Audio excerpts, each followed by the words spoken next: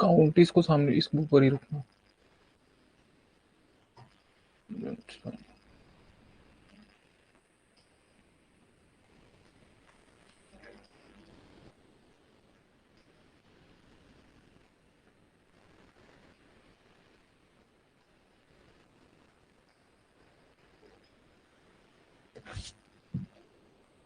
So good morning बच्चा party, फटाफट join करो सभी लोग। Good morning all. ठीक है, गुल्लू मुल्लू मॉर्निंग। हाँ ठीक है अभिषेक, गुड मॉर्निंग। देख लो, नाम लिया ना, अभी नाम के लिए कोई कंप्लेंट नहीं करेगा। ठीक है, तो hope you all are fine. ठीक है, we are just going to start just in 1 minute. एक बार सभी ज्वाइन कर लें वापस से। Good morning, good morning all. ठीक है, जय हिंद, जय हिंद बच्चे, जय हिंद। यस, ठीक है। अभिषेक, कैसे हो रही पढ़ाई? पढ़ाई कैसे चल रही है? ठंडी कैसे लग रही है? गुड मॉर्निंग, गुड मॉर्निंग सृष्टि। खुश रहो भाई, खुश रहो सभी लोग। ठीक है, किसी का कुछ डाउट वगैरह है? खुश रहो बच्चे। राज पांडे, ठीक है। आपके क्वेश्चंस देख के ना समझ में आता है कि आप पढ़ रहे हो, क्या कर रहे हो। खुश रहो बेटा, जय हिंद बच्चे। ठीक है, तो now I think we should start. सुप्रभात, सुप्रभात बच्चे। ठीक है, तो स्टार्ट करें।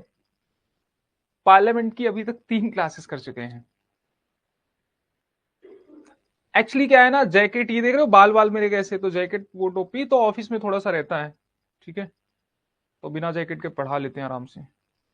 खुश का आशीर्वाद ना दो सर, बस ये आशीर्वाद दो कि सिलेक्शन हो जाए। अरे सिलेक्शन तो होगा ही, सिलेक्शन होगा ही। सिलेक्शन के लिए तो मतलब योर एवरीथिंग, मतलब ऐसा नहीं है कि ठीक है ओनली योर सक्सेस और आवर्स, सारी चीजें आपकी हमारी है। तो आपकी सफलता हमारी सफलता है। आप पास हुए तो मतलब हम पास हो गए, तो सफलता तो मिलेगी। सफलता के लिए टेंशन मत लो, बस मेहनत करो, वो हो ही जाओगे। ठीक है, गुड मॉर्निंग बेटा। ठीक है, तो now I think we should start ना।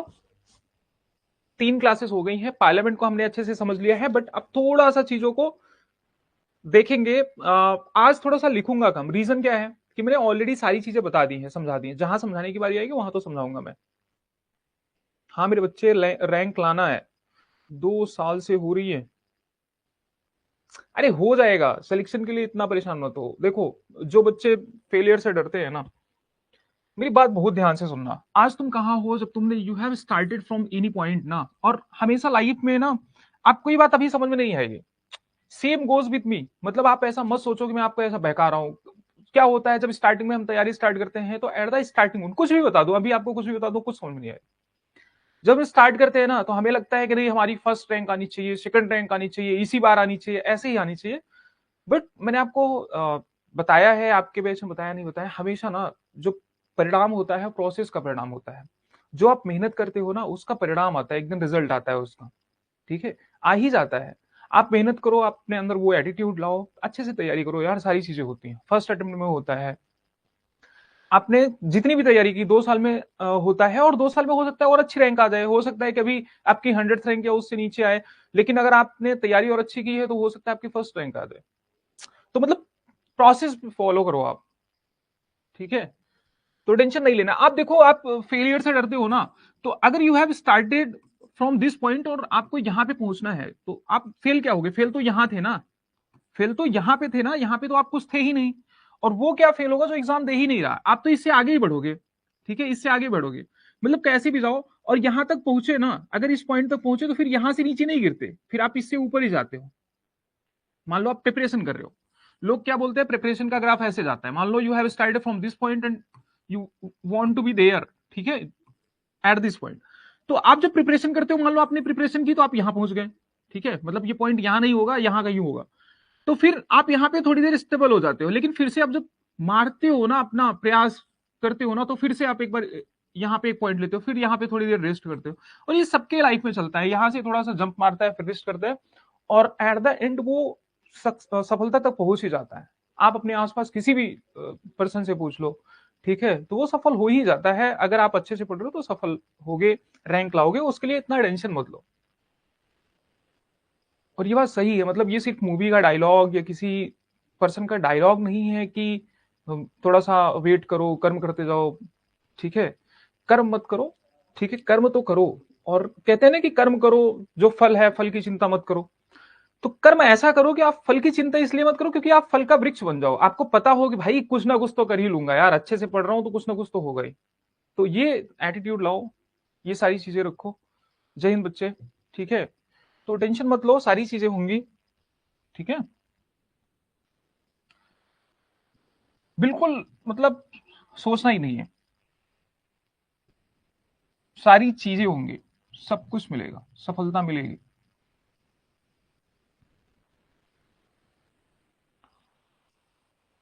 ठीक है, तो हाँ मेरे बच्चे ये भी समझ गए। वही है ना, अगर आप एक इफ पोयम है, मतलब मैं थोड़ा सा लिटरेचर वगैरह पढ़ता हूँ, अरे तो मैंने लिटरेचर पढ़ी हुई है। तो एक इफ पोयम है, उसको पढ़ना। उसमें वो बोलता है ना कि at the end you if you have given your whole life to make anything. मैं तो कहता हूं कि अगर आप किसी एक चीज को पाने के लिए सारी चीजें छोड़ रहे हो ना, और फिर बाद में पता चले, मान लो चलो ठीक है, अरे थोड़ा सा मोटिवेट हो ही जाओ तो वो भी जरूरी है। मान लो आपको कोई चीज पानी है, मान लो आपको ए पाना है, आपको कुछ भी बनना है, ठीक है, आपको सेकंड लेफ्टिनेंट बनना है, कुछ भी बनना है, कोई भी एग्जाम क्रैक करना है। तो मैं क्या बोलूं, आपका ये ख्वाब है कि आगे चलकर मैं अगर सेकंड लेफ्टिनेंट बना तो फिर आगे चलकर मैं जनरल की पोस्ट तक कैसे पहुंच पाऊंगा या सीडीएस कैसे बन पाऊंगा। ठीक है, सभी सोचते हैं, मैं भी सोचता था, आप भी सोचो। तो अगर मान लो आपको ए पाना है, सारी चीज छोड़ के पहले ए में लग जाओ। ये बिल्कुल सोचना ही मत कि मुझे बी भी चाहिए, चलो ए नहीं मिला तो बी मिल जाए, बी नहीं मिला तो सी मिल जाए, छोड़ो, इसको छोड़ दो। आप पूछोगे अगर ए भी नहीं मिला तो, अरे नहीं मिला तो नहीं मिला, क्योंकि मैं सिर्फ इफ पोएम ये किसी पर्सनल थॉट्स पे नहीं जाता हूँ। ठीक है, रूडयार्ड किपलिंग ने ये लिखा है कि मान लो आपने पूरा लाइफ दे दिया, कुछ चीजें सर्टेन थी, जैसे बी और सी आपको मिल भी सकता था, चलो ए थोड़ा टफ है, बी और सी मिल भी सकता था, बट भाई इसको लेना ही क्यों? इसमें मजा ही नहीं आएगा ना जिंदगी का। जिंदगी का मजा तो इसे ही पाने में है। अरे नहीं मिले नहीं मिले, मैं कह रहा हूं कि क्या लिखा है उसने कि if you have given your whole life to make only one thing, पूरा जीवन दे दिया सिर्फ एक चीज बनाने में, अगर फिर भी नहीं मिला ना, कोई बात नहीं। ये बिल्डिंग फिर भी नहीं बनी, ये मैंसन फिर भी नहीं बना, तो कोई बात नहीं। इसमें जितनी मेहनत आपने डाली है ना, उस मेहनत से एक ऐसी शानदार बिल्डिंग बनेगी कि आपने सपने में भी नहीं सोचा होगा। इससे भी बड़ी बिल्डिंग बनेगी। मैंने बहुत सारे लोगों को देखा है, आप सुब्रमण्यम स्वामी को जानते होंगे, ठीक है, जो आरबीआई के लिए आरबीआई की कमेटी में नहीं रह पाए, ठीक है, आरबीआई की कमेटी में नहीं रह पाए, और उसके बाद आरबीआई के गवर्नर नहीं बन सकते, ठीक है, तो वो आईएमएफ को लीड कर रहे हैं। मतलब वो आरबीआई में कभी सेलेक्ट नहीं हुए, वो आईएमएफ को लीड कर रहे हैं। ऐसे बहुत सारे लोगों का, कलाम जी का एग्जाम्पल है। गुड मॉर्निंग बच्चे। ठीक है, तो ये तो टेंशन लो ही मत कि क्या होगा क्या नहीं होगा, बस हाँ ठीक है, सर्टेन वर्टेन चीज के चक्कर में पड़ो मत। कोई बात नहीं, जो असंभव है उसके चक्कर में लगो। संभव तो संभव ही है, संभव तो कभी भी मिल जाएगी। चलो यहाँ आते हैं। पार्लियामेंट की क्लास में मैंने बहुत सारा कुछ पढ़ाया था आपको, ठीक है, राज्यसभा लोकसभा के बारे में बताया था, स्पीकर के बारे में भी बहुत सारी चीजें बताई थी। आज वो चीजें आप एक बार रिवाइज कर लो। ठीक है, कल मैंने डिस्क्वालिफिकेशन के बारे में बताया था, डिस्क्वालिफिकेशन कैसे कैसे हो सकता है अगर अनसाउंड माइंड हो, मतलब अनसाउंड माइंड हो, किसी का दिमाग अगर खराब हो, मतलब कोई पागल इंसान हो और उसको कोर्ट ने ऐसा बोला हो, तब भी सही, मतलब तब वो क्या है, तब क्या हो सकता है, वो डिस्क्वालीफाई हो सकता है, कोर्ट ने बोला हो। दूसरी बात, अनडिस्चार्ज इंसॉल्वेंट हो, मतलब अनुमोचित दिवालिया हो। ठीक है, तो ये कांड है। दूसरी बात ये कि ऑफिस ऑफ प्रॉफिट होल्ड करता हो। राधे राधे बच्चे, गुड मॉर्निंग ऑल, अभी स्टार्ट करते हैं। ठीक है, तो ऑफिस ऑफ प्रॉफिट अगर होल्ड कर रहा है, या मान लो किसी और कंट्री की उसने नागरिकता स्वीकार कर ली, तो वो डिस्क्वालीफाई हो जाता है। और डिस्क्वालीफाई कौन करेगा बताओ? प्रेसिडेंट करेगा। और बताओ क्या बताया था? प्रेसिडेंट करेगा, लेकिन किसकी सलाह पे करेगा? इलेक्शन कमीशन की सलाह पे करेगा। और इलेक्शन कमीशन की सलाह बाइंडिंग होगी। कैसी होगी बताओ? बाइंडिंग। बच्चा बोल रहा है मुझे तो सिर्फ सीडीएस आईएएफ चाहिए। आपको जो चाहिए, मैं कह रहा हूं कि आपको जो भी चाहिए आप एस्पायर करो उसके लिए। ठीक है, दिन भर रात भर उसी के सपने देखो। जब सपने देखोगे तो चीजें, सपने ऐसे नहीं, सो के नहीं देखना है, सपने देखो, उसमें रमे रहो, वही करना है, वही पाना है जिंदगी में, और कुछ है ही नहीं। उसके अलावा you have nothing to do. ठीक है, अब वो सारी कहानी हो गई। अब आते हैं पढ़ाई पे, क्योंकि ये मेन है, ये इंपॉर्टेंट चीज है। सुनो मेरी बात। अब देखो यहां पे डिस्क्वालिफिकेशन के बारे में बता दिया था। डिस्क्वालिफिकेशन कौन, बताओ कौन क्या करता है डिस्क्वालिफिकेशन के लिए? प्रेसिडेंट। ठीक है, प्रेसिडेंट किसी के डिस्क्वालिफिकेशन में डिसीजन लेता है कि ये डिस्क्वालीफाई होगा कि नहीं होगा इलेक्शन कमीशन की सलाह में। अब इसके अलावा कुछ और भी अयोग्यताएं हैं। एंटी डिफेक्शन लॉ लगता है। एंटी डिफेक्शन लॉ मतलब भारतीय संविधान की 10वीं अनुसूची में दिया गया है। किसमें दिया गया है? 10th शेड्यूल में।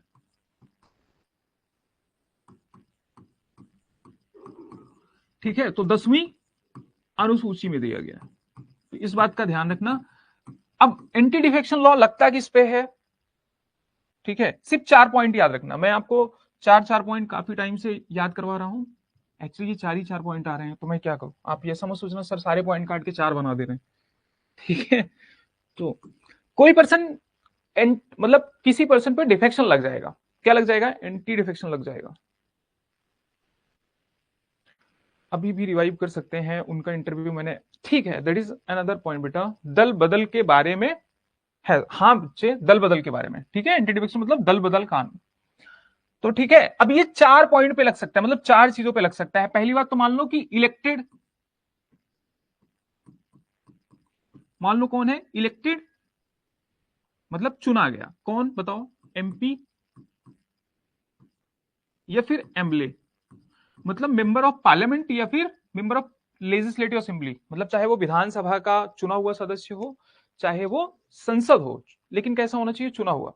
अगर वो चुना गया किसी पार्टी से, इलेक्टेड, ठीक है, एमपी एमएलए किसी पार्टी से, लिखा है मैंने, हिंदी में भी लिखा है, सिर्फ मैं आपको समझा रहा हूं। तो अगर चुना गया तो क्या है? वो चुना गया किसी पार्टी से, बट क्या कर दिया उसने? लेफ्ट। एक एक वर्ड ध्यान देना, प्राइमरी, लेफ्ट छोड़ो, रिजाइन कर दो। यहां पे क्या कर दो? रिजाइन फ्रॉम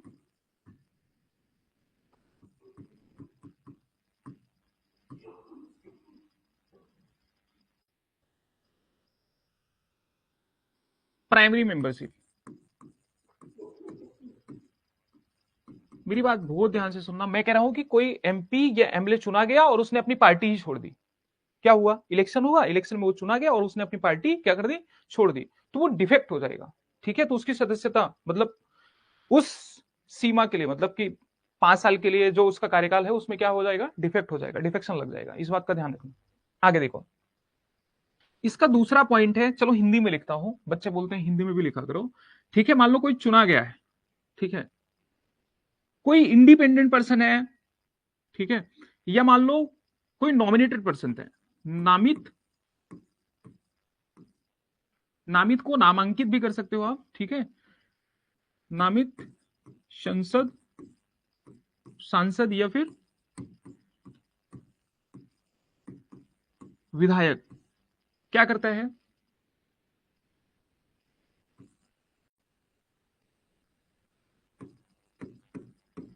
6 मंथ के बाद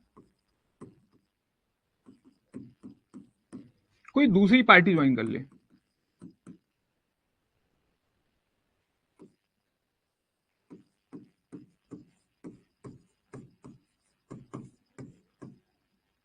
ठीक है, कोई दूसरी पार्टी में क्या हो जाए? शामिल हो जाए या ज्वाइन कर ले।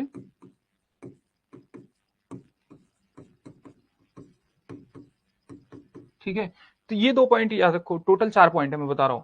तो पहली बात तो क्या, मान लो कोई एमपी या एमएलए चुना गया और उसने अपने प्राइमरी पद से, मतलब कि बताओ प्राइमरी मेंबरशिप क्या होती है? आपने कोई पार्टी ज्वाइन की, चलो मैं हूं, मैंने कोई एक्स पार्टी ज्वाइन की, ठीक है, जो करंट पार्टी है उनका क्या ही नाम लेना, मैंने कोई एक्स पार्टी ज्वाइन की, तो मैंने एक्स पार्टी ज्वाइन कर ली। जब पार्टी ज्वाइन किया होगा तो मैंने सदस्यता लिया होगा। अब मैं उससे चुन के भी आ गया, मैंने इलेक्शन लड़ा और वहां से जीत भी गया, और जीतने के बाद मैंने क्या किया? मैं बोला कि अब तुम्हारा मेंबरशिप मैं छोड़ता हूं, तो अब तो मैं पार्टी का सदस्य ही नहीं हूं। तो क्या हो जाएगा? वो डिफेक्ट हो जाएगा, उस पर एंटी डिफेक्शन लग जाएगा। दूसरी बात, अब जैसे नामित सदस्य होते हैं, मतलब कुछ लोगों का नामांकन किया जाता है ना, नामांकित किए जाते हैं। देखो राज्यसभा में जैसे, मैं सबकी बात कर रहा हूं, एमपीज और एमएलए की बात कर रहा हूं, मतलब सांसद। अब सांसद दोनों ही होते हैं, चाहे वो राज्यसभा से चुने जाए चाहे लोकसभा से, सांसद दोनों को बोला जाता है। ठीक है, ये फिर विधायक। अब सुनो, बहुत ध्यान से सुनना। मान लो उस किसी का नामांकन किया गया, 12 सदस्यों का नामांकन किया जाता है ना, 4 फील्ड से कल बताया था, तो नामांकन किया गया, नामांकन होने के 6 महीने के अंदर ज्वाइन कर लिया तब तो ठीक है। लेकिन अगर 6 महीने के बाद अगर कोई पार्टी ज्वाइन करता है, ठीक है, यहां कोई भी लिख दो, दूसरी पार्टी का सवाल ही नहीं होता, कोई भी पार्टी लिख दो, बताओ, क्योंकि किसी पार्टी से नामांकित थोड़ी ना है, तो कोई भी पार्टी, कोई भी पार्टी अगर उसने ज्वाइन की 6 महीने के बाद, तो क्या हो गया उसको बताओ, वो डिस्क्वालीफाइड हो जाएगा। समझ में आया, मतलब उस पर डिफेक्शन लग जाएगा, ठीक है। किसी ना किसी एस्पेक्ट से क्वेश्चन जरूर आएगा, बिल्कुल सबसे इंपॉर्टेंट है कि जो वाइस प्रेसिडेंट है उनके रिमूवल से रिलेटेड क्वेश्चन आ सकता है कि किस तरीके का, मेजोरिटी बताऊंगा, जस्टिस के बाद ही बताने वाला हूं। तो ये 2 पॉइंट हो गए। तीसरा पॉइंट और चौथा पॉइंट एकदम सिंपल है। तीसरा पॉइंट क्या है,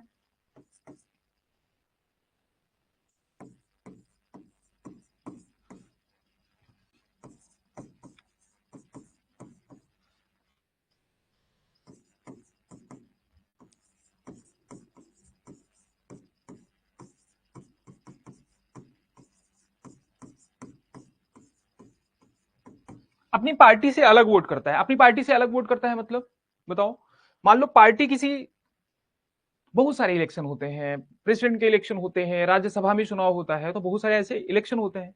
तो अब वो क्या करते हैं, अपनी पार्टी से अलग जाके वोट कर दे। समझ में आया, अपनी पार्टी की विचारधारा से अलग जाके किसी अन्य पर्सन को वोट दे दे, तो उसको भी पार्टी क्या कर सकती है,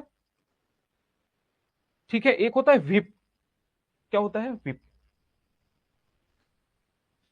मतलब सभी पार्टी का एक होता है व्हिप, इसको यही जान लो, कुछ ऐसा है नहीं, मतलब सभी पार्टी अपना एक व्हिप बनाती है, ठीक है, एक व्हिप बनाती है। तो जो व्हिप बनता है, अब इसमें एक पर्सन हो सकते हैं, एक से ज्यादा पर्सन हो सकते हैं, वो बताता है कि तुम्हारा मतलब जो उस पार्टी के सदस्य वो करेंगे क्या। तो ये जो बोलता है उसको भी व्हिप बोलते हैं, मतलब ये जो गाइडलाइंस देता है उसको भी व्हिप बोलते हैं, और जो पर्सन रहता है उसको भी व्हिप बोलते हैं। समझ में आया। तो व्हिप के अकॉर्डिंग, अगर इसने मतलब व्हिप ने जो बोला था, अगर इसने वोट नहीं किया, वो सारी सभी पार्टी के पर्सन को एक ही चीज बताएगा, तो अगर इसने वोट नहीं किया तो इसको क्या कर देंगे बताओ, इस पे डिफेक्शन लग जाएगा।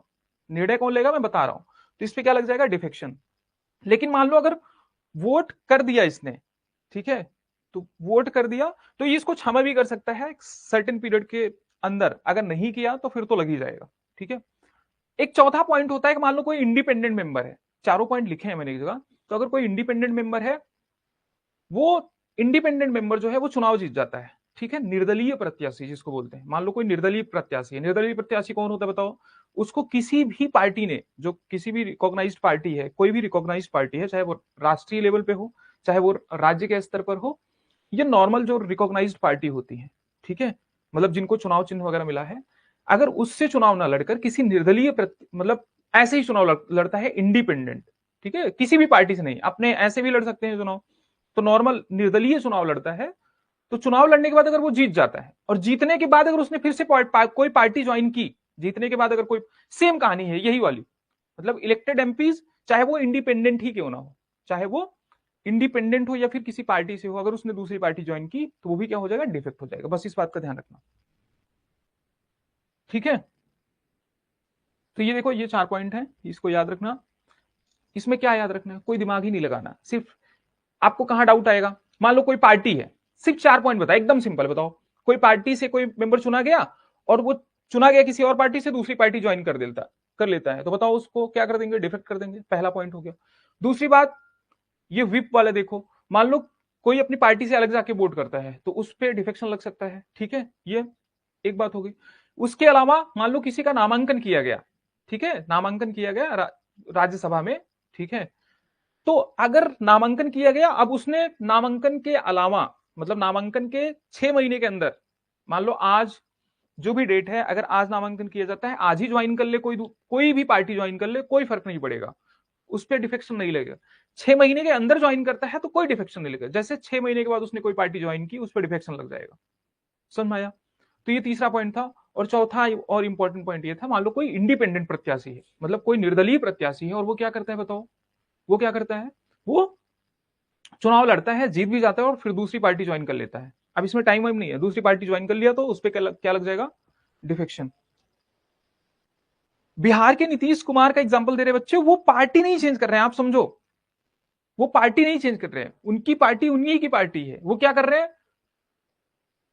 क्या चाहिए बताओ? 50% प्लस 1 सीट चाहिए कहीं भी, चाहे विधानसभा में चाहे लोकसभा में। देखो सरकार कब बनेगी? राज्यसभा से मतलब नहीं होता, लोकसभा में, जब लोकसभा में बहुमत आ गया तो सरकार बन जाएगी। तो आपको सीट कितनी चाहिए? मान लो 543 सीट है, पहले कितनी थी? 545 सीट थी, तो नॉमिनेशन वाला भी तो लिया जाएगा, तो 545 सीट थी। तो इसका 50% से ज्यादा, अब देखो यहां पे 50% प्लस 1 मैंने क्यों नहीं बोला? 50% से ज्यादा समझो, क्यों? क्योंकि यहां फ्रैक्शन में नंबर आएगा, तो उससे ज्यादा होगा तो क्या बन जाएगा? सरकार बन जाएगी। इस बात का ध्यान रखना।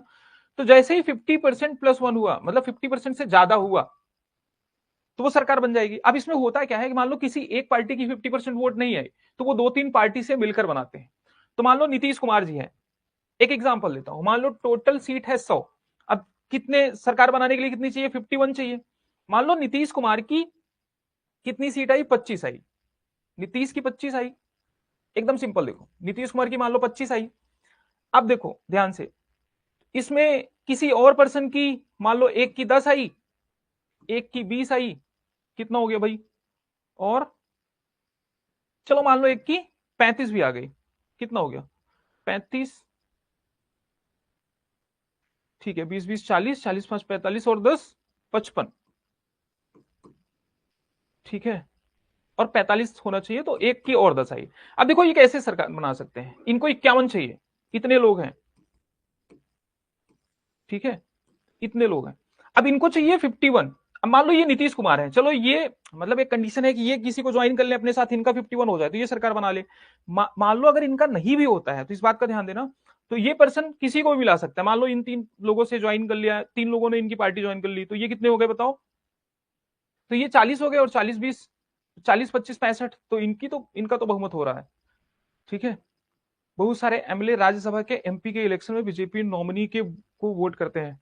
नहीं, अब तो विप बैठता है और वो देखता है ओपन बैलेट पे, इनका इलेक्शन कैसा होता है? ओपन बैलेट पे होता है, और चेक करते हैं, विप चेक करते हैं। इस बात का ध्यान रखना।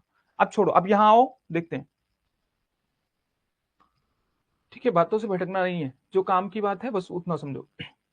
तो डिस्क्वालिफिकेशन के बारे में निर्णय कौन लेता है बताओ? वहां पे प्रेसिडेंट निर्णय लेता था, यहाँ पे कौन निर्णय लेता है? Presiding officer. प्रिसाइडिंग ऑफिसर मतलब राज्यसभा में कौन होता है? चेयरमैन। और लोकसभा में कौन होता है? स्पीकर। समझ में आया?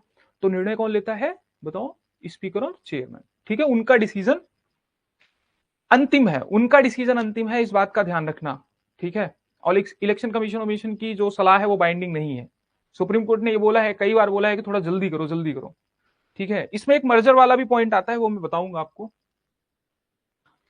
ठीक है। तो हिंदी में देखो, राज्यसभा के मामले में कौन सभापति, और लोकसभा में सभा कौन है? स्पीकर है। अब तुम सारी चीजें भूल जाओ, ये समझो प्रिसाइडिंग ऑफिसर करता है। कौन अंतिम डिसीजन लेता है? तो एंटी डिफेक्शन के मामले में जो अंतिम डिसीजन लेगा वो प्रिसाइडिंग ऑफिसर लेगा। राज्यसभा में कौन? चेयरमैन, ठीक है, मतलब सभापति। और लोकसभा में कौन? स्पीकर, अध्यक्ष द्वारा लिया जाता है। मतलब राष्ट्रपति द्वारा नहीं है, ये पॉइंट यहां लिख भी दिया है कि ताकि आपको याद रहे कि राष्ट्रपति द्वारा नहीं। और की हो तो होलोहन कुछ नहीं है इसमें, सिर्फ सुप्रीम कोर्ट ने बोला कि थोड़ा जल्दी लो निर्णय, ठीक है। हाँ, और इसकी न्यायिक समीक्षा की जा सकती है। मैंने आपको बोला जुडिशियल रिव्यू जो है वो किसी भी चीज का किया जा सकता है, सिर्फ और सिर्फ बताओ कौन सा?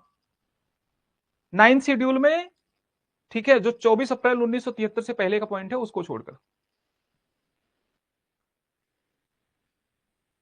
मतलब बताओ राज्यसभा के सदस्य, अच्छा सुनो मेरी बात ध्यान से सुनो, जो स्पीकर होता है या फिर जो चेयरमैन होते हैं, वो तो वाइस प्रेसिडेंट ही होते हैं, लेकिन जैसे मान लो डिप्टी स्पीकर हो गए, या स्पीकर हो गए, या डिप्टी स्पीकर हो गए, ये लोग मतलब जो राज्यसभा का सदस्य है या लोकसभा के सदस्य है ना, तो वो अलग से कोई स्पीकर की शपथ नहीं लेते। इस बात का ध्यान रखना, वो अलग से कोई स्पीकर या डिप्टी स्पीकर की शपथ नहीं लेते। वो सिर्फ और सिर्फ एमपी की शपथ लेते हैं। और एमपी की शपथ कौन दिलाता है बताओ? प्रेसिडेंट दिलाते हैं। इस बात का ध्यान रखना बस। तो कह रहे हैं कि राज्यसभा के प्रत्येक सदस्य को राष्ट्रपति या उनके द्वारा प्रयोजित, मतलब कि क्या, कि each member of the Rajya Sabha has make क्या? ओथ एंड अफर्मेशन, मतलब या तो ओथ लेगा या तो फिर अफर्मेशन लेंगे, ठीक है। सभा has to make and subscribe क्या? टू एन ओथ और अफर्मेशन बिफोर द प्रेसिडेंट, मतलब प्रेसिडेंट या फिर उनके द्वारा, प्रेसिडेंट के द्वारा अगर कोई नियुक्त किया गया तो वो पर्सन भी, हाँ, कोइलेशन होता है उसको बोलते हैं। सैलरीज एंड अलाउंसेस जो होते हैं मेंबर्स के, तो ठीक है, वो संसद जो है समय समय पर निर्धारित करती है। अभी 1 लाख रुपए है, ठीक है, उनकी पेंशन भी देख लेना 25,000 है, लेकिन ठीक है, तो ये समय समय पे चेंज होता है। तो एग्जाम से जस्ट पहले इसको एक बार नेट पे सर्च कर लेना। ये पूछा ही नहीं जाएगा तो सर्च क्या ही करोगे, नहीं पूछा जाएगा।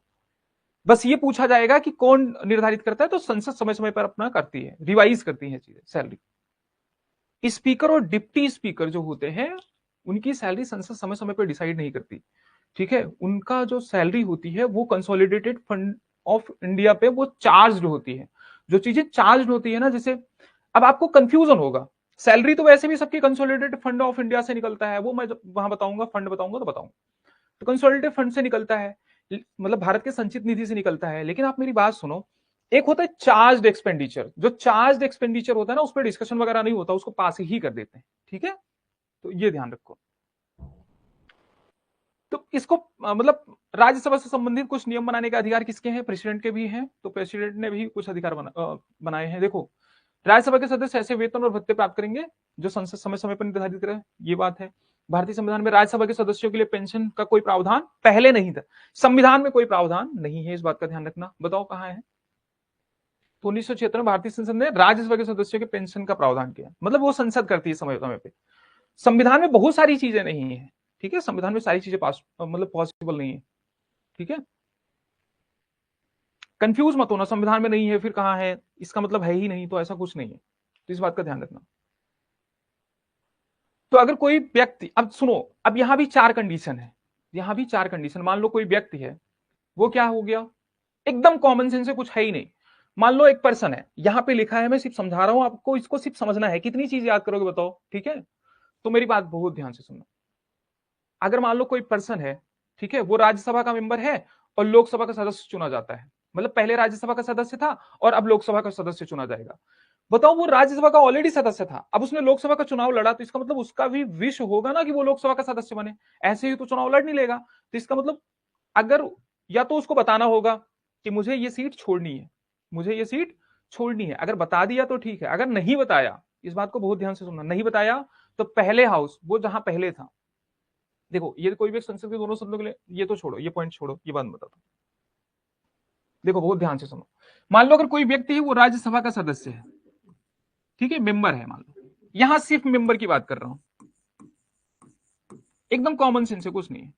मान लो कोई मेंबर है, अब वो राज्यसभा का सदस्य है लेकिन वो लोकसभा का सदस्य है, मतलब यहां पे लिख देता हूं पहले और यहां पे बाद,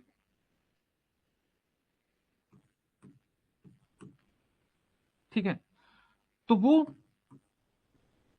लोकसभा का सदस्य बन जाता है। तो अगर उसने इन्फॉर्म कर दिया, ठीक है, हाउस को, सदन को ये इन्फॉर्म कर दिया कि मैं लोकसभा का सदस्य बनना चाहता हूं या लोकसभा का सदस्य छोड़ना चाहता हूं, तो दैट इज फाइन। नहीं किया तो उसकी ये सीट खाली हो जाएगी। ये मान लो अगर लोकसभा का है और राज्यसभा का चुनाव लड़ जाता है, तो एकदम सेम होगा, बिल्कुल कॉमन सेंस है ना। इसका चुनाव लड़ा क्यों? क्योंकि उसको राज्यसभा का सदस्य बनना था। तो इन्फॉर्म कर दिया इस मामले में, तब भी वो जिसकी मर्जी उसकी ले सकता है। इन्फॉर्म नहीं करेगा तो उसकी ये सदस्यता खत्म हो जाएगी, मतलब जहां पहले था वो, अब उसकी सदस्यता वो खत्म हो जाएगी, ठीक है। छोड़ना है उसको इन्फॉर्म करना पड़ेगा, हाँ, ठीक है। तो ये पॉइंट हो गया। दूसरी बात, मान लो कोई ऐसा पर्सन है जो दो सीट से चुनाव लड़ता है, जैसे आप देखते हो ना, मोदी जी, राहुल जी, बड़े नेता जो है, ठीक है, ममता बनर्जी जी लड़ी थी, वो दोनों जगह से असेंबली का चुनाव हार गई थी। सुनो मेरी बात, मान लो कोई ऐसा पर्सन जैसे मोदी जी हैं, वो अहमदाबाद से भी लड़ते हैं, बनारस से भी लड़ते हैं। तो अब मान लो वो दोनों सीट जीत गए, लोकसभा की दो सीट जीत गए। कितनी जीत गए? दो सीट जीत गए, ठीक है। तो भी इनको, हाउस को ये इन्फॉर्म करना पड़ेगा। क्या इन्फॉर्म करना पड़ेगा बताओ? ये इन्फॉर्म करना पड़ेगा कि कौन सी सीट छोड़ रहे हैं। अगर ये इन्फॉर्म नहीं किया, आप बताओ यहां, अब यहां कंफ्यूजन वाली स्थिति है कि नहीं? यहां तो क्लियर था कि आपने ये चुनाव लड़ा, तो इसका मतलब आप ये बनना चाहते थे, आप बताओ या ना बताओ, आपका ये खत्म हो ही जाएगा। यहां पे कंफ्यूजन है, कौन सी सीट चाहिए भाई साहब। अगर आपने नहीं बताया तो आपकी दोनों ही सीट की सदस्यता खत्म हो जाएगी। समझ में आया? तो इस बात का ध्यान रखना, बस, इसमें और कुछ नहीं है। देखो ध्यान से, यदि कोई व्यक्ति संसद के दोनों सदनों के लिए निर्वाचित होता है तो उसे 10 दिनों के भीतर, ठीक है, यह बताना होगा, मतलब राज्यसभा, मान लो कोई राज्यसभा का सदस्य और लोकसभा का सदस्य एक साथ चुना जाता है, एक साथ की बात कर रहा हूं। कहां गए पॉइंट? हाँ, अब यहां तो कोई कंफ्यूजन ही नहीं था, यहां तो पहले से ही था, लेकिन एक ही बार में, वो जैसे लोकसभा का चुना गया या फिर वो राज्यसभा की 2 सीट से चुना गया, मतलब ऐसा पॉसिबल नहीं है, मैं हाइपोथेटिकल बता रहा हूं, राज्यसभा वाले में, लोकसभा वाले में पॉसिबल है, ठीक है, राज्यसभा से चुना गया, ठीक है। दूसरी बात, क्यों? क्योंकि अभी बताऊंगा, जब आपको इलेक्शन का प्रोसेस बताऊंगा तब आपको समझ में आएगा क्यों पॉसिबल नहीं है, एक ही पर्सन क्यों 2 सीट से चुनाव नहीं लड़ सकता, जीत नहीं सकता। तो ये तो पॉइंट हो गया। अब सुनो, ठीक है, या फिर मान लो वो एक साथ ऐसा भी तो हो सकता है, राज्यसभा से भी जीत जाए और लोकसभा से भी जीत जाए। तो इस कंडीशन बताओ कंफ्यूजन है कि नहीं? कंफ्यूजन की स्थिति में उसको बताना ही होगा। अगर उसने हाउस को नहीं बताया कि उसको कौन सी सीट चाहिए, तो बताओ क्या होगा? फिर उसकी दोनों ही सीट कैंसिल कर दी जाएंगी, उसकी दोनों ही पद से, मतलब दोनों ही सीट से उसकी सदस्यता क्या हो जाएगी? खत्म हो जाएगी। तो इस बात का ध्यान रखना, एकदम सिंपल है। तो ये बताना होगा कि किस सदन में सेवा करना चाहता है असल, नहीं तो फिर उसकी ही सेवा हो जाएगी, उसकी जगह पर फिर से इलेक्शन, हाँ री इलेक्शन होता है, ठीक है। मान लो कोई सीट खाली हो गई तो री इलेक्शन होता है, सिर्फ ऐसी जरूरी नहीं कि ऐसे ही सीट खाली होगी, बहुत सारी सिचुएशंस आती है, ठीक है। ऐसी सूचना न दिए जाने पर सभा में उसकी सीट क्या हो जाएगी? रिक्त। यदि एक सदन का वर्तमान सदस्य दूसरे सदन के लिए भी निर्वाचित हो जाता है तो क्या होता है? प्रथम सदन में उसका स्थान रिक्त हो जाएगा। ये छोड़ो, ये कहानी मैंने आपको बता दी है क्या, कि मान लो पहले सदन में ऑलरेडी है, किसी एक सदन में है, और उसके बाद वो क्या करता है, दूसरे सदन से चुनाव जीत जाता है, तो पहली ऑटोमेटिकली खाली हो जाएगी, अगर उसने नहीं बताया तो, अदरवाइज उसको इन्फॉर्म करना होगा। सेम कहानी यहां है कि अगर 2 सीटों के लिए चुना जाता है तो उसे एक के लिए विकल्प चुनना होगा। मैं लोकसभा या राज्यसभा की बात करता हूं, ठीक है। कोई व्यक्ति किसी सदन में अगर एक से ज्यादा सीटों पर क्या होता है, चुना जाता है, तो बताना होगा, नहीं तो क्या हो जाएगी? रिक्ति। कंफ्यूजन की स्थिति में तो रिक्ति हो जाएगी, ये मैंने आपको बता दिया।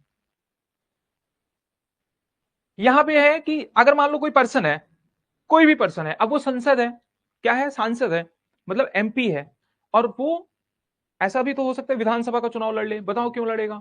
मान लो उसको मुख्यमंत्री की चाह हो कि मुख्यमंत्री बने, ठीक है। हाँ बताया तो मैंने, आपके प्रश्न को उत्तर दिया। तो मान लो मुख्यमंत्री बनना हो, तो अगर विधानसभा से जीत जाता है तो सेम कहानी होगा, उसको बताना पड़ेगा कौन सी सीट खाली करनी है। अदरवाइज वो पहले से अगर संसद था, पहले से ही सांसद है, और वो लेजिस्लेटिव असेंबली का सदस्य अगर चुना जाता है, मतलब विधायक चुना जाता है, तो सांसद वाली सीट खाली हो जाएगी। सर कहां बताना होता है? हाउस में इन्फॉर्म करना होता है, आपको अपने हाउस में इन्फॉर्म करना है कि आपको कौन सी सीट परफॉर्म करनी है, इस बात का ध्यान रखना, ठीक है। तो ये मैंने आपको बता दिया कि यहां भी, ठीक है। अब देखो, अब यहां तो समय दिया है कि 14 दिन, ठीक है, और अगर दोनों में साथ में चुने जाते हो तो 10 दिन के भीतर, बाकी किसी में समय निर्धारित नहीं है। लेकिन समय निर्धारित नहीं है तो इसका मतलब ये नहीं, काम काज चलने लगा सदन का तो वहां पे निर्धारित किया जाएगा, वो प्रिसाइडिंग ऑफिसर द्वारा, बहुत सारी चीजें प्रिसाइडिंग ऑफिसर द्वारा निर्धारित की जाती है। अच्छा ये बताओ, जो राज्यसभा के सदस्य होते हैं किसको रिजाइन देते हैं? जो राज्यसभा के सदस्य होते हैं किसको रिजाइन देते हैं? राष्ट्रपति को देते हैं, चेयरमैन को देते हैं, प्रिसाइडिंग ऑफिसर। चाहे वो राज्यसभा का सदस्य हो, चाहे वो लोकसभा का सदस्य हो, वो किसको, मतलब मैं हटा रहा हूं, ये सामने आ रहा है बार बार, किसको रिजाइन देते हैं? प्रेसिडेंट को देते हैं। अगर वो हार गया तो उसे पहले वाला सीट छोड़ना पड़ेगा। नहीं, मान लो कोई 2 सीट से लड़ा, वो एक सीट हार गया, कोई सी भी सीट है। अच्छा चलो ठीक है, क्यों ऐसा सवाल पूछ रहे हो? एकदम कॉमन सेंस लगाना, ठीक है कंफ्यूजन हो सकती, कोई बात नहीं। मान लो कोई एक सीट पे पहले ही है, पहले वो राज्यसभा का सदस्य और लोकसभा का चुनाव लड़ा, लोकसभा का चुनाव हार गया, तो कोई दिक्कत नहीं, फिर तो वो जिस सीट से है उस सीट पे रहेगा, फिर इन्फॉर्म भी नहीं करना, कुछ नहीं करना, पहली बार, ठीक है। दूसरी बात सुनो, मान लो कोई 2 सीट से चुनाव लड़ा, एक से हार गया, तो फिर तो भाई एक ही सीट बची, मतलब जिसके पास 2 सीट है उसमें कंफ्यूजन हो सकता है, तो वो बताना पड़ेगा। तो चेयरमैन को, सभी बच्चे बोल रहे हैं चेयरमैन को। आप सुनो मेरी बात, चाहे वो कोई भी एमपी हो, मतलब अगर लोकसभा का सदस्य है, ठीक है, तो किसको देगा? स्पीकर को। और अगर राज्यसभा का सदस्य है तो किसको देगा? अपना रेजिग्नेशन चेयरमैन को। अब चेयरमैन के ऊपर है कि मतलब उसको लग रहा है, जो प्रिसाइडिंग ऑफिसर है, मान लो, चाहे मान लो चलो स्पीकर नहीं है, डिप्टी स्पीकर है, डिप्टी स्पीकर स्पीकर के पद पे काम कर रहे हैं, तो वो कोई भी रिजिग्नेशन देगा लोकसभा का सदस्य, तो डिप्टी स्पीकर को देगा। उस टाइम जो प्रिसाइडिंग ऑफिसर होता है उसको दिया जाता है, पहली बात। दूसरी बात ये कि वो उनके ऊपर है, वो रेजिग्नेशन एक्सेप्ट करें ना करें। प्रेसिडेंट का भी यही लागू होता है, मतलब ऐसा जरूरी नहीं प्रेसिडेंट को जितने लोग रेजिग्नेशन देंगे सबका एक्सेप्ट ही कर लेंगे, वो उनके ऊपर होता है कि, ठीक है। तो इसमें कुछ था ही नहीं, ये तो मैंने आपको ऐसे ही दे दिया। अब सुनो, इससे क्या होता है, आपको एक चीज समझ में आ रही होगी। आप दो तरीके से सोच सकते हो। एक तो ये सोच सकते हो कि सर इतना कंटेंट दे देते हैं यार, क्या बताऊं। एक ये सोच सकते हो कि इतना सारा लिखा है और यहाँ पे कुछ सेकंड्स लग रहे हैं, 20 सेकंड लग रहा है, 10 सेकंड लग रहा है, इतनी सारी चीजों को समझने में, कुछ है ही नहीं। राज्यसभा के सभापति को क्या पत्र लिख के अपनी सीट से क्या देगा, इस्तीफा देगा। ठीक है। और भारत के उपराष्ट्रपति के ऊपर है ये बात कि वो क्या करें, सभापति के पास ये पावर है कि वो उसको एक्सेप्ट करेंगे ना। बस इतनी सी बात है और कुछ नहीं। ठीक है। अब सेम चीज, राज्यसभा के सभापति संबंधित राज्यसभा सदस्य के त्याग पत्र को स्वीकार नहीं कर सकते। ऐसा भी हो सकता है यदि वह इस बात से संतुष्ट है कि त्याग पत्र स्वैच्छिक नहीं है, किसी कोई जबरदस्ती दिलवा रहा है या कुछ कोई रीजन है, तो जब तक वो संतुष्ट नहीं है तब तक वो एक्सेप्ट नहीं कर सकते। तो रेजिग्नेशन एकदम सेम लिखा है, कुछ नहीं है। ठीक है। यहां पे देखो कुछ नहीं है, सेम चीज। यहां पे बस ऐसे डिजाइन में इसलिए दे दिया तब कि आपको डिजाइन आई थिंक पसंद आता है। अब अब्सेंट क्या होता है, उसकी सदस्यता ही खत्म कर सकता है। जो प्रिसाइडिंग ऑफिसर है ना, उसकी सदस्यता ही खत्म कर सकता है बिना अपनी मनमर्जी से। कोई अगर आप जैसे स्कूल्स वगैरह जाते होंगे, मतलब बचपन में, अभी कॉलेज जा रहे होंगे, तो फिर क्या होता है, बिना बताए ही गायब है। कॉलेज में तो इतना नहीं होता, बट स्कूल में क्या है कि भाई हम लोगों को तो मार पड़ती थी, मतलब बहुत जबरदस्त मार खाता था मैं। ठीक है। तो वो वहां कहानी हो गई। दूसरी बात, अगर बिना बताए गए ना तो फिर वो फाइन का, मतलब बहुत सारी चीजें होती है, इन्फॉर्म करना पड़ता है। वैसे ही अगर आप हाउस में कोई सदस्य है, वो चाहे राज्यसभा को, ये दोनों में अप्लाई होता है। मैं लोकसभा में सिर्फ दिखाऊंगा, इतना समझाऊंगा नहीं। तो कोई भी हाउस का सदन है, चाहे वो लोकसभा का हो चाहे वो राज्यसभा का हो, अगर वो 60 दिन बिना बताए अनुपस्थित रहा, मतलब बिना अनुमति के, बिना प्रिसाइडिंग ऑफिसर, प्रिसाइडिंग ऑफिसर मैं बार बार कह रहा हूं, राज्यसभा में कौन, चेयरमैन, और लोकसभा में कौन, स्पीकर, तो बिना इनकी अनुमति के अगर वो 60 दिन गायब रहा, ठीक है, 60 दिन गायब रहा, तो उसकी सदस्यता खत्म कर देंगे। ठीक है, उसको टर्मिनेट कर देंगे। ठीक है, चेयरमैन करेंगे। और सुनो, एक बात इस पे ध्यान रखना कि ये 60 दिन कैसे काउंट होंगे।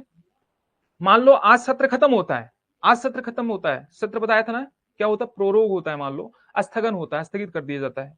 मान लो चलो विंटर सेशन चल रहा है, विंटर सेशन आज ही समाप्त हो गया। अब ऐसा नहीं कि 60 दिन तक कोई एक भी बैठक ही नहीं हुई तो भी काउंट किया जाएगा। नहीं, ये कोई छुट्टी पड़ गई वो भी काउंट किया जाएगा। 4 दिन, 4 दिन से कम अगर छुट्टी है तो काउंट किया जाएगा, वो दिन भी लिया जाएगा। 4 दिन से ज्यादा छुट्टी हुई तो काउंट नहीं किया जाएगा। बच्चे बोल रहे हैं कॉलेज में भी होता है, हमारे कॉलेज में तो नहीं होता था। मतलब हम तो क्या बताएं, बदमाशियां करना नहीं सिखाऊंगा मैं आप लोगों को। ठीक है। तो अब्सेंट क्या, एकदम सिंपल लिखा है मेरे बच्चे, देखो यहाँ पे कह रहे हैं कि absent from all it's meeting for a period of 60 days without its permission. लेकिन जब 60 डेज काउंट करेंगे ना, तो उसमें 4 दिन से ज्यादा गैप नहीं होना चाहिए। उसमें क्या होना चाहिए, 60 दिन की अवधि की गणना करते समय उस अवधि को ध्यान में नहीं रखा जाएगा जहां 4 दिन से अधिक छुट्टी थी। तो इस बात का ध्यान रखना। ठीक है। अब मेरी बात बहुत ध्यान से सुनो। मान लो कोई 30 दिन तक एब्सेंट है इस सदन में, विंटर सेशन में 30 दिन से, पिछले एक महीने से एब्सेंट है। ठीक है। तो बीच का गैप नहीं लिया जाएगा। ऐसा नहीं कि एक महीने का सत्र सदन फिर से, मतलब लगातार अगर एक महीने की छुट्टी हो गई, सदन की छुट्टी हो गई ना, प्रोरोग हो गया, तो ऐसा नहीं कि इसको भी इस 30 दिन को जोड़ के फिर इसको 60 बना के और उसको फिर निकाल ही देंगे, ऐसा नहीं। और जरूरी नहीं कि 60 दिन में उसको टर्मिनेट कर ही दें। वो डिपेंड करेगा, वो डिस्क्रिशन होता है किसका, प्रिसाइडिंग ऑफिसर का। लिबर्टी के दो टाइप्स होते हैं, पॉजिटिव और negative liberty. Liberty even from law और निगेटिव में लिबर्टी फ्रॉम, वो दोनों में क्या डिफरेंस है। एक बच्चा लिबर्टी पूछ रहा है, उम्मीद है मैं बता दूंगा।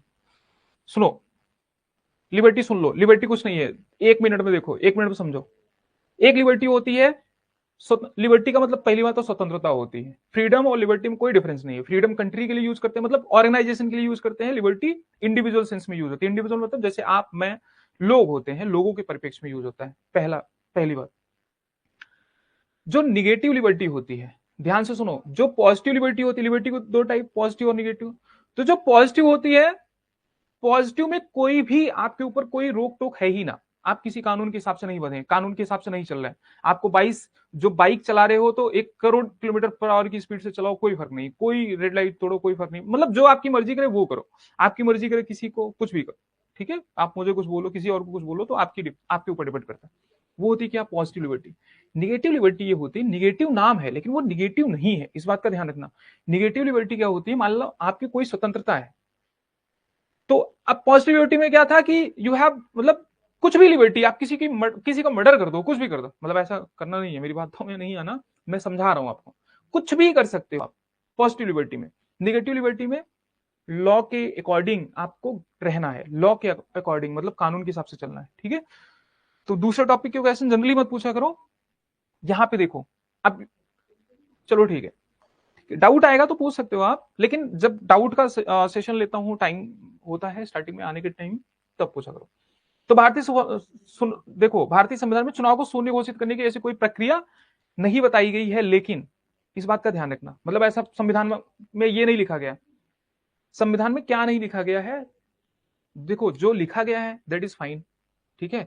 मतलब जो मैं आपको पढ़ा दूं तो दैट इज फाइन, जो ना पढ़ाऊं तो वो तो फिर नहीं पढ़ाया ना। मतलब संविधान में क्या है, संविधान में जो चीजें लिखी गई हैं दैट इज फाइन, जो नहीं लिखी गई हैं तो मतलब ऐसी भी चीजें हैं, सारी चीजें संविधान में लिखना तो पॉसिबल है नहीं। तो वैसे ही मान लो किसी का चुनाव जो है वो डिस्प्यूटेड है, कोई इश्यू आ गया, तो क्या बताया था बताओ, वाइस प्रेसिडेंट और प्रेसिडेंट का चुनाव से रिलेटेड कोई भी डिस्प्यूट होगा तो सुप्रीम कोर्ट निर्णय लेगा, सुप्रीम कोर्ट लेगा, ना कि इलेक्शन कमीशन लेगा। पहली बात ध्यान से सुनना, कौन लेगा निर्णय, सुप्रीम कोर्ट लेगा, और सुप्रीम कोर्ट जो बोलेगा वही मानना होगा, उसके अलावा कुछ नहीं। अब सुनो, संसद के समय, संसद के परिप्रेक्ष्य में क्या होता है, सांसद के परिप्रेक्ष्य में जब इनको चुना जाता है और इनके मामले में कोई भी डिस्प्यूट हुआ तो बताओ कौन निर्णय लेगा, हाई कोर्ट। कौन निर्णय लेगा, high court, high court, supreme court नहीं, हाई कोर्ट। तो अगर मान लो हाँ कि हाई कोर्ट ने पहले निर्णय ले लिया, उसके बाद वो सुप्रीम कोर्ट में जा सकता है। सुप्रीम कोर्ट के मामले में सुप्रीम कोर्ट से बड़ी कोई अपील ही न्यायालय नहीं है। इसके बाद आपको जुडिशरी पढ़ाया जाएगा, तब आपको समझाऊंगा, समझाया। तो कुछ नहीं लिखा है यहाँ पे, सिर्फ यही लिखा है, ठीक है, कि 1951 का जो आरपीए है, रिप्रेजेंटेशन ऑफ पीपल्स एक्ट, मतलब जन प्रतिनिधित्व अधिनियम द्वारा उसको ये अधिकार देता है कि अगर मान लो कोई अयोग्य उम्मीदवार भारतीय संसद के लिए चुनाव निर्वाचित होता है तो उसका चुनाव क्या हो जाएगा, शून्य हो जाएगा। इस संबंध में अगर कोई भी डिस्प्यूट हुआ तो कहां जाएगा बताओ, ठीक है, उच्च न्यायालय। पहली बात तो कहां जाएगा बताओ, उच्च न्यायालय, और उच्च न्यायालय के बाद फिर वो उच्चतम न्यायालय में जा सकता है। अपील तो कोई भी कर सकता है, ठीक है, सुप्रीम कोर्ट नहीं, सुप्रीम कोर्ट नहीं, हाई कोर्ट। कहां जाएगा, एग्रीड पार्टी कैन, लेकिन पहले कहां जाएगा, हाई कोर्ट, ठीक है, विच enables the high court, supreme court नहीं, पहले वो कहां जाएगा, हाई कोर्ट। लेकिन हाई कोर्ट से अगर वो संतुष्ट नहीं है तो फिर सुप्रीम कोर्ट जा सकता है। तो हाई कोर्ट याद रखना, ठीक है, ठीक है। इंग्लिश, हाँ इंग्लिश देखो, अब सुनो, यहां पे क्या है कि अब आ जाते हैं लोकसभा के बारे में। लोकसभा के बारे में मैंने आपको बताया ही था, ठीक है। लोकसभा भारत की द्विसदनीय संसद का मतलब निचला सदन, ये दूसरा सदन। तो दूसरा सदन किसको बोलते हैं, बताओ दूसरा सदन किसको बोलते हैं। कुछ है ही नहीं। अब जो आपने राज्यसभा में पढ़ा वही लोकसभा में है, इसलिए मैं आपको थोड़ा जल्दी यहां पे चीजें बताने की कोशिश करूंगा, कुछ नहीं। अब बताओ, स्पीकर यही का मेंबर होता है, ठीक है। उसके नीचे कौन आता है बताओ, कौन आता है यहां इसके नीचे, ठीक है।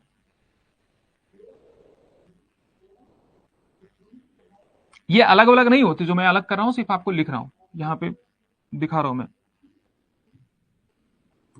फिर इनके नीचे होते हैं डिप्टी स्पीकर, ठीक है, अध्यक्ष, उपाध्यक्ष, और इसको बोलते हैं बताओ, ये पैनल होता है एक, मतलब पैनल में सामान्यतः 10 सदस्य होते हैं, ठीक है। इसको बोलते हैं पैनल ऑफ चेयरपर्सन। अब ये मत बोलना मुझसे कि ये चेयरपर्सन क्यों बोलते हैं, स्पीकर क्यों नहीं बोलते हैं, ठीक है। तो ये नाम है, जब नॉमिनिक्लेचर जो हमारे संविधान निर्माताओं ने दे दिया तो दैट इज फाइन।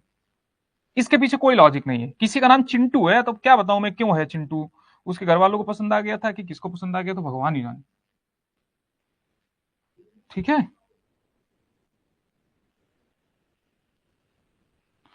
अब सुनो, तो ये लोकसभा की संरचना है।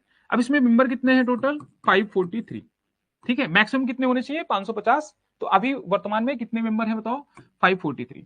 543 का बहुमत आ गया, मतलब 50% से ज्यादा वोट अगर किसी को आ गया तो वो क्या बना लेता है बताओ, सरकार बना लेता है। समझ में आया। तो ये 543 किसको लेकर, स्पीकर, डिप्टी स्पीकर और इन सबको लेकर, क्योंकि ये सदन के सदस्य होते हैं, बाद में इस्तीफा दे सकते हैं। जो एंटी डिफेक्शन होता है वो सुनो, एंटी डिफेक्शन होता है, प्रिसाइडिंग ऑफिसर्स पर लागू नहीं होता है। देखो चेयरमैन तो वैसे भी सदस्य नहीं होता है हाउस का, मतलब वो राज्यसभा का सदस्य नहीं होता है। तो स्पीकर, डिप्टी स्पीकर ये चुने जाए। मान लो जैसे अभी आप देख रहे होंगे बीजेपी पार्टी से हैं, डिप्टी स्पीकर, ऐसा कहीं लिखा नहीं, संविधान में लिखा नहीं गया, ना कोई नियम है, सिर्फ कन्वेंशन है। कन्वेंशन मतलब रीति है, ठीक है। मैंने आपको एक क्वेश्चन बताया था, तो जो कस्टम्स होते हैं उससे भी गवर्न होती है बहुत सारी चीजें, तो ऐसा रीति है। अभी तो डिप्टी स्पीकर को बनाया ही नहीं है 2019 के बाद से, ठीक है। तो जो डिप्टी स्पीकर होते हैं, सामान्यता मैं बोल रहा हूं कि रीति है, संविधान में नहीं लिखा गया। अगर ऐसा स्टेटमेंट आ जाए कि भारतीय संविधान में ये उल्लिखित है कि जो स्पीकर होगा वो रूलिंग पार्टी से होगा और जो डिप्टी स्पीकर होगा वो अपोजिशन से होगा, तो ये कथन सत्य है या असत्य है, बताओ। तो ये सामान्यता कहां से होता है, बताओ, अपोजिशन से। यहां पे लिखूंगा मैं,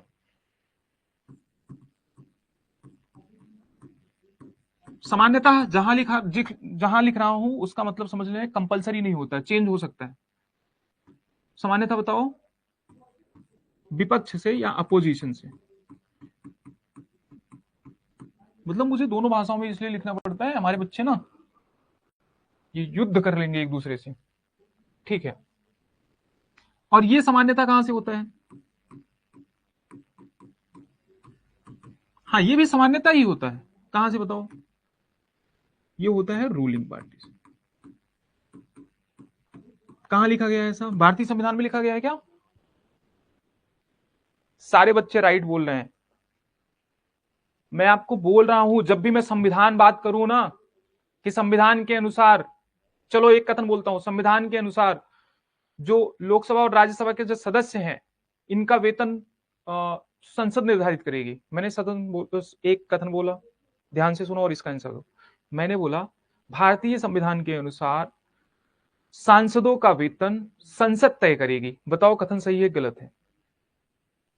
ठीक है Raj Pandey, I got it, but आपका नाम नहीं लूंगा, तो आपकी बाकी लोग, ये लोग ना थोड़ा सा आंसर दें। बच्चा बोल रहा है कि गलत है, ठीक है।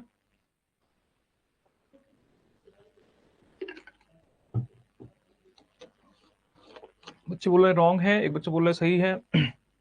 सुनो, तो पहला वाला कथन तो, ये वाला तो गलत था, कौन सा, कि ये अपोजिशन से ही होना चाहिए। ऐसा भी लिख दीजिए, ऐसा भी हो सकता है कि आपको ऐसा भी स्टेटमेंट दे दे। पहली बात तो ये भारतीय संविधान में उल्लिखित नहीं है कि वो रूलिंग पार्टी से होगा या अपोजिशन से होगा, पहली बात तो ये लिखा नहीं गया है।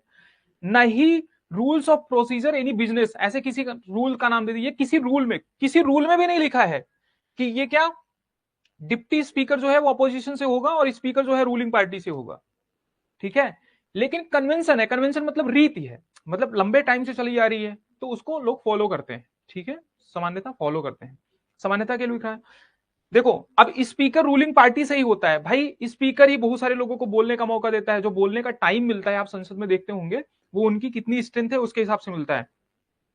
अरे स्ट्रेंथ मतलब आपको मैथ आती है, आप डिवाइड कर लो। मान लो अगर पूरे दिन में किसी को मान लो 6 घंटे हैं, 7 घंटे हैं, तो और किसी पार्टी को मान लो 6 घंटे हैं, पूरे दिन में काम का टाइम कितना है, बोलने का टाइम किसी को अगर अवसर दिया जाता है तो मान लो 6 घंटे है, और किसी पार्टी की अगर 2/3 सीट आई है तो बताओ उसको 4 घंटे मिलेंगे कि नहीं। तो इस तरीके से प्रोपोर्शन निकाला जाता है। मैं आपको एक एग्जांपल दे रहा हूं।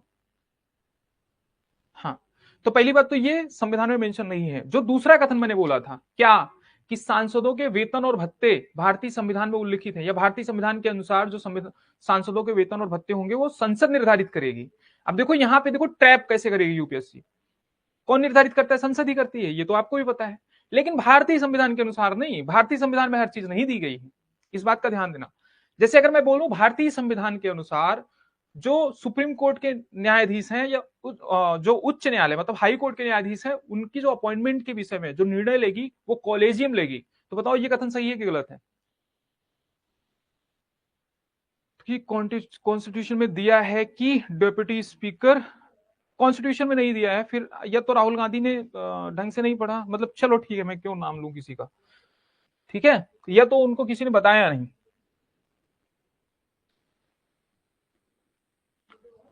चलो ठीक है, यहां पे देखो, बताओ कॉलेजियम सिस्टम कहां दिया है, कॉलेजियम सिस्टम भी संविधान में नहीं दिया है। तो इस बात का, माइनॉरिटी की डेफिनेशन संविधान में दिया गया है क्या, बताओ दिया गया है?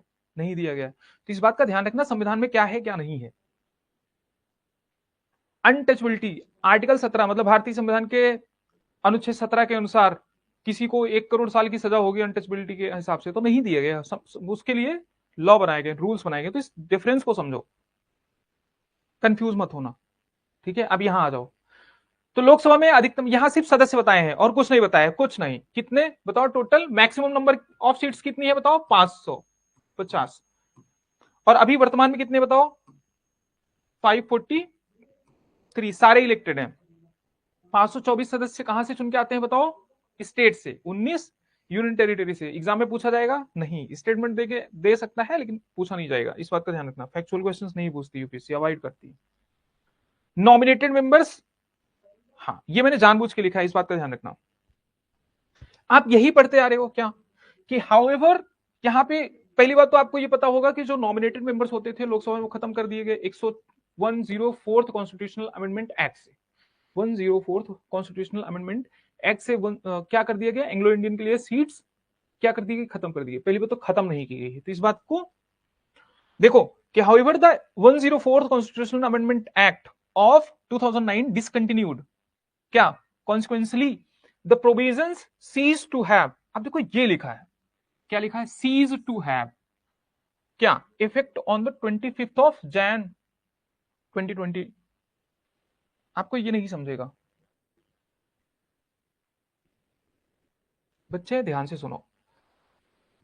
जैसे ही मान लो चाहे वो एससी एसटी, आपको पता है ना अभी वीमेन के लिए सीटें आरक्षित है, लेकिन एससी एसटी मतलब एससी और एसटी तो एक ही था, मतलब संसद ऐसा प्रावधान बनाएगी कि एससी एसटी और एंग्लो इंडियन,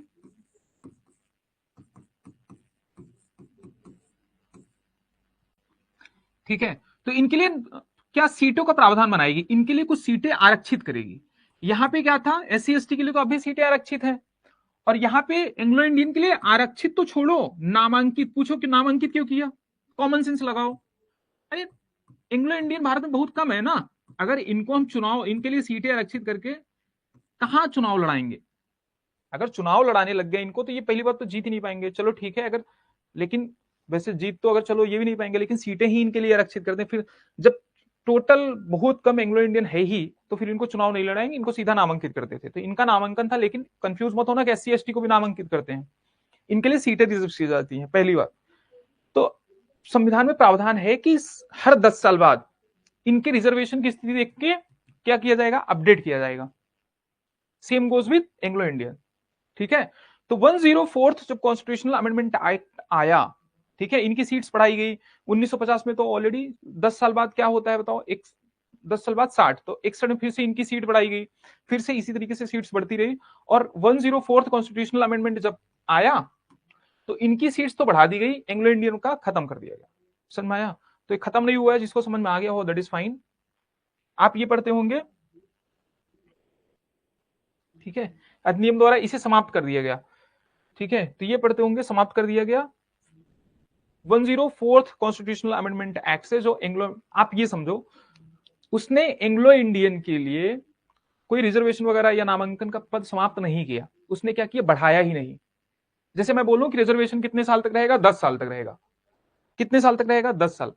और 10 साल बाद अगर मैं बढ़ाऊं ही ना तो बताओ वो ऑटोमेटिकली खत्म हो जाएगा कि नहीं? यही कहानी हुई किसके साथ? एंग्लो इंडियन वाले के साथ।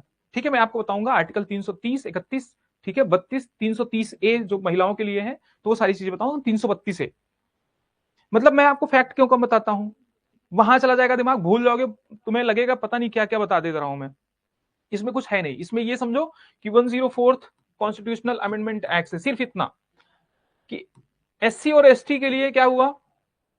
ये जो 104th कॉन्स्टिट्यूशनल अमेंडमेंट एक्ट है ना, ये एंग्लो इंडियन के लिए सही पूछो तो है ही नहीं। ये किसके लिए है? एससी और एसटी। तो एससी और एसटी की सीट्स बढ़ाई गई, बस इसमें यही है। और एंग्लो इंडियन के लिए तो कुछ नहीं किया गया। जब एंग्लो इंडियन के लिए कुछ नहीं किया गया तो वो सीटें ऑटोमेटिकली समाप्त हो गई। आई थिंक आपको समझ में आया होगा। हाँ, रिजर्वेशन पास हो गया है, ठीक है, 33% रिजर्वेशन, लेकिन वो लागू कब होगा बताओ? लागू कब होगा? 2026 के बाद, जो पहली जनगणना होगी उसके बाद। Why constitution is so round away मेरे बच्चे, मैं अभी आपको एग्जांपल देने लग जाऊंगा यूके का, यूएसए का, ठीक है, जहां पे 19 पेज के डॉक्यूमेंट्स हैं, तो कोई मतलब नहीं है।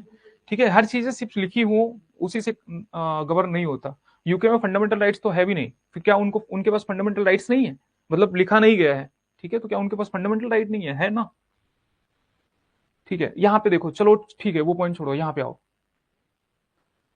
द नॉर्मल टर्म लोकसभा का कितना होता है नॉर्मल टर्म? 5 ईयर होता है, लेकिन कल क्या बताया था बताओ? डिसोल्यूशन होता है लोकसभा का। तो अगर प्रेसिडेंट को कभी ऐसा लगता है कि जो सरकार है वो बहुमत खो चुकी है, तो दूसरे को, किसी दूसरी पार्टी को इनवाइट कर सकता है सरकार बनाने के लिए, या लोकसभा को पहले ही भंग कर सकता है। राज्यसभा भंग होती है, बताओ फटाफट। राज्यसभा का डिसोल्यूशन कौन करता है? चेयरमैन करता है, प्रेसिडेंट करता है? फटाफट बताओ तुरंत कमेंट में। राज्यसभा का जो डिसोल्यूशन होता है वो प्रेसिडेंट करता है या चेयरमैन करता है?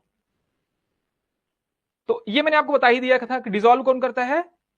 कौन करता है? प्रेसिडेंट डिसॉल्व करता है। किसको? लोकसभा को। राज्यसभा को कौन डिसॉल्व करता है, ये मैं आपसे पूछ रहा हूं। सर सारा इंपॉर्टेंट अमेंडमेंट के साथ पीडीएफ में सेंड कीजिएगा। ठीक है, अमेंडमेंट अलग से भी पढ़ाऊंगा, लगा होगा आपको, क्लास लगी होंगी ना। एक बच्चा बोल रहा है प्रेसिडेंट करता है, एक बच्चा बोल रहा है कोई नहीं करता है। कल की क्लास ना, इस बच्चे को तो मैं मारूंगा पकड़ के। क्या नाम है इस बच्चे का? दीप माल्या चक्रवर्ती। हे प्रभु, राहुल क्या कर रहे हो तुम लोग? कल बताया था ना, डिसोल्यूशन नहीं होता है राज्यसभा का, राज्यसभा कभी भंग नहीं होती है, तो क्यों चेयरमैन लिख रहे हो? देखो चेयरमैन लिख रहे हैं ये। एक बच्चा तो गवर्नर ले आया पता नहीं कहां से पकड़ के। हे प्रभु मैं क्या बताऊं। ये देखो इनको, कैन नॉट बी डिसॉल्व। ठीक है, तो राज्यसभा डिसॉल्व नहीं होती, लोकसभा होती है। कल भी बताया था, आज भी बता रहा हूं। ठीक है, पढ़ो अच्छे से। क्या कर रहे हो देखो, तुम लोग पढ़ाने के बाद ना फिर मुझे क्या ही बताऊं, बड़ा दुख होता है। देखो, तो नेशनल इमरजेंसी के टाइम पे क्या होता है? लोकसभा का टर्म, जैसे नेशनल इमरजेंसी लगी तो लोकसभा का टर्म जो है वो 6 महीने के लिए बढ़ाया जा सकता है। ठीक है, लेकिन संसद अप्रूव करे तो। लेकिन जैसे नेशनल इमरजेंसी खत्म होगी तो 6 महीने बाद क्या होगा? और मतलब उससे ज्यादा नहीं बढ़ा सकते हो, मतलब आपको 6 महीने से ज्यादा नहीं बढ़ा सकते हो, लेकिन हर बार अगर बढ़ाना है तो अनंत काल तक बढ़ा सकते हो। ठीक है, 1 करोड़ साल तक बढ़ा दो तुम, लोकसभा खत्म ही ना हो। लेकिन नेशनल शर्त क्या होनी चाहिए? नेशनल इमरजेंसी लगी हो, दूसरी बात उसको पार्लियामेंट पास करे। हाँ, राज्यसभा का रिजोल्यूशन नहीं होता है। अच्छा, हम तो बोल रहे थे राज्यसभा का रिजोल्यूशन नहीं होता है। अच्छा, लोकसभा के बारे में बोल रहे थे, तो लोकसभा को डिसॉल्व कौन करता है बताओ? डिसोल्यूशन प्रेसिडेंट करता है, तो इस बात का ध्यान रखना। ठीक है, तो ये मैंने आपको बता दिया, इसमें कुछ है ही नहीं। मान लो इमरजेंसी लगी, allocation of seats in states बताओ। अब देखो, एडजस्टमेंट ईच सेंसस के बाद, सुनो पहले मेरी बात ध्यान से सुनो। अब जो सीट का एलोकेशन होगा, कौन से सेंसस के हिसाब से हुआ है? लोकसभा की सीट्स का एलोकेशन। यहां पे मैंने क्यों नहीं बताया बताओ? यहाँ पे ये सब क्यों नहीं बताया मैं एलोकेशन के बारे में, ये सारा डिटेल्स? हाँ, कि ये जो सीट्स है ना, जो सीट्स डिसाइड हुई हैं कौन सी पॉपुलेशन के हिसाब से डिसाइड हुई हैं बताओ? बताओ 1971 के पॉपुलेशन के हिसाब से, या 1991 या 2001? जो सीट्स डिसाइड हुई हैं, मतलब किस राज्य को कितनी लोकसभा सीट मिलेंगी, कौन सी पॉपुलेशन के हिसाब से, फटाफट बताओ।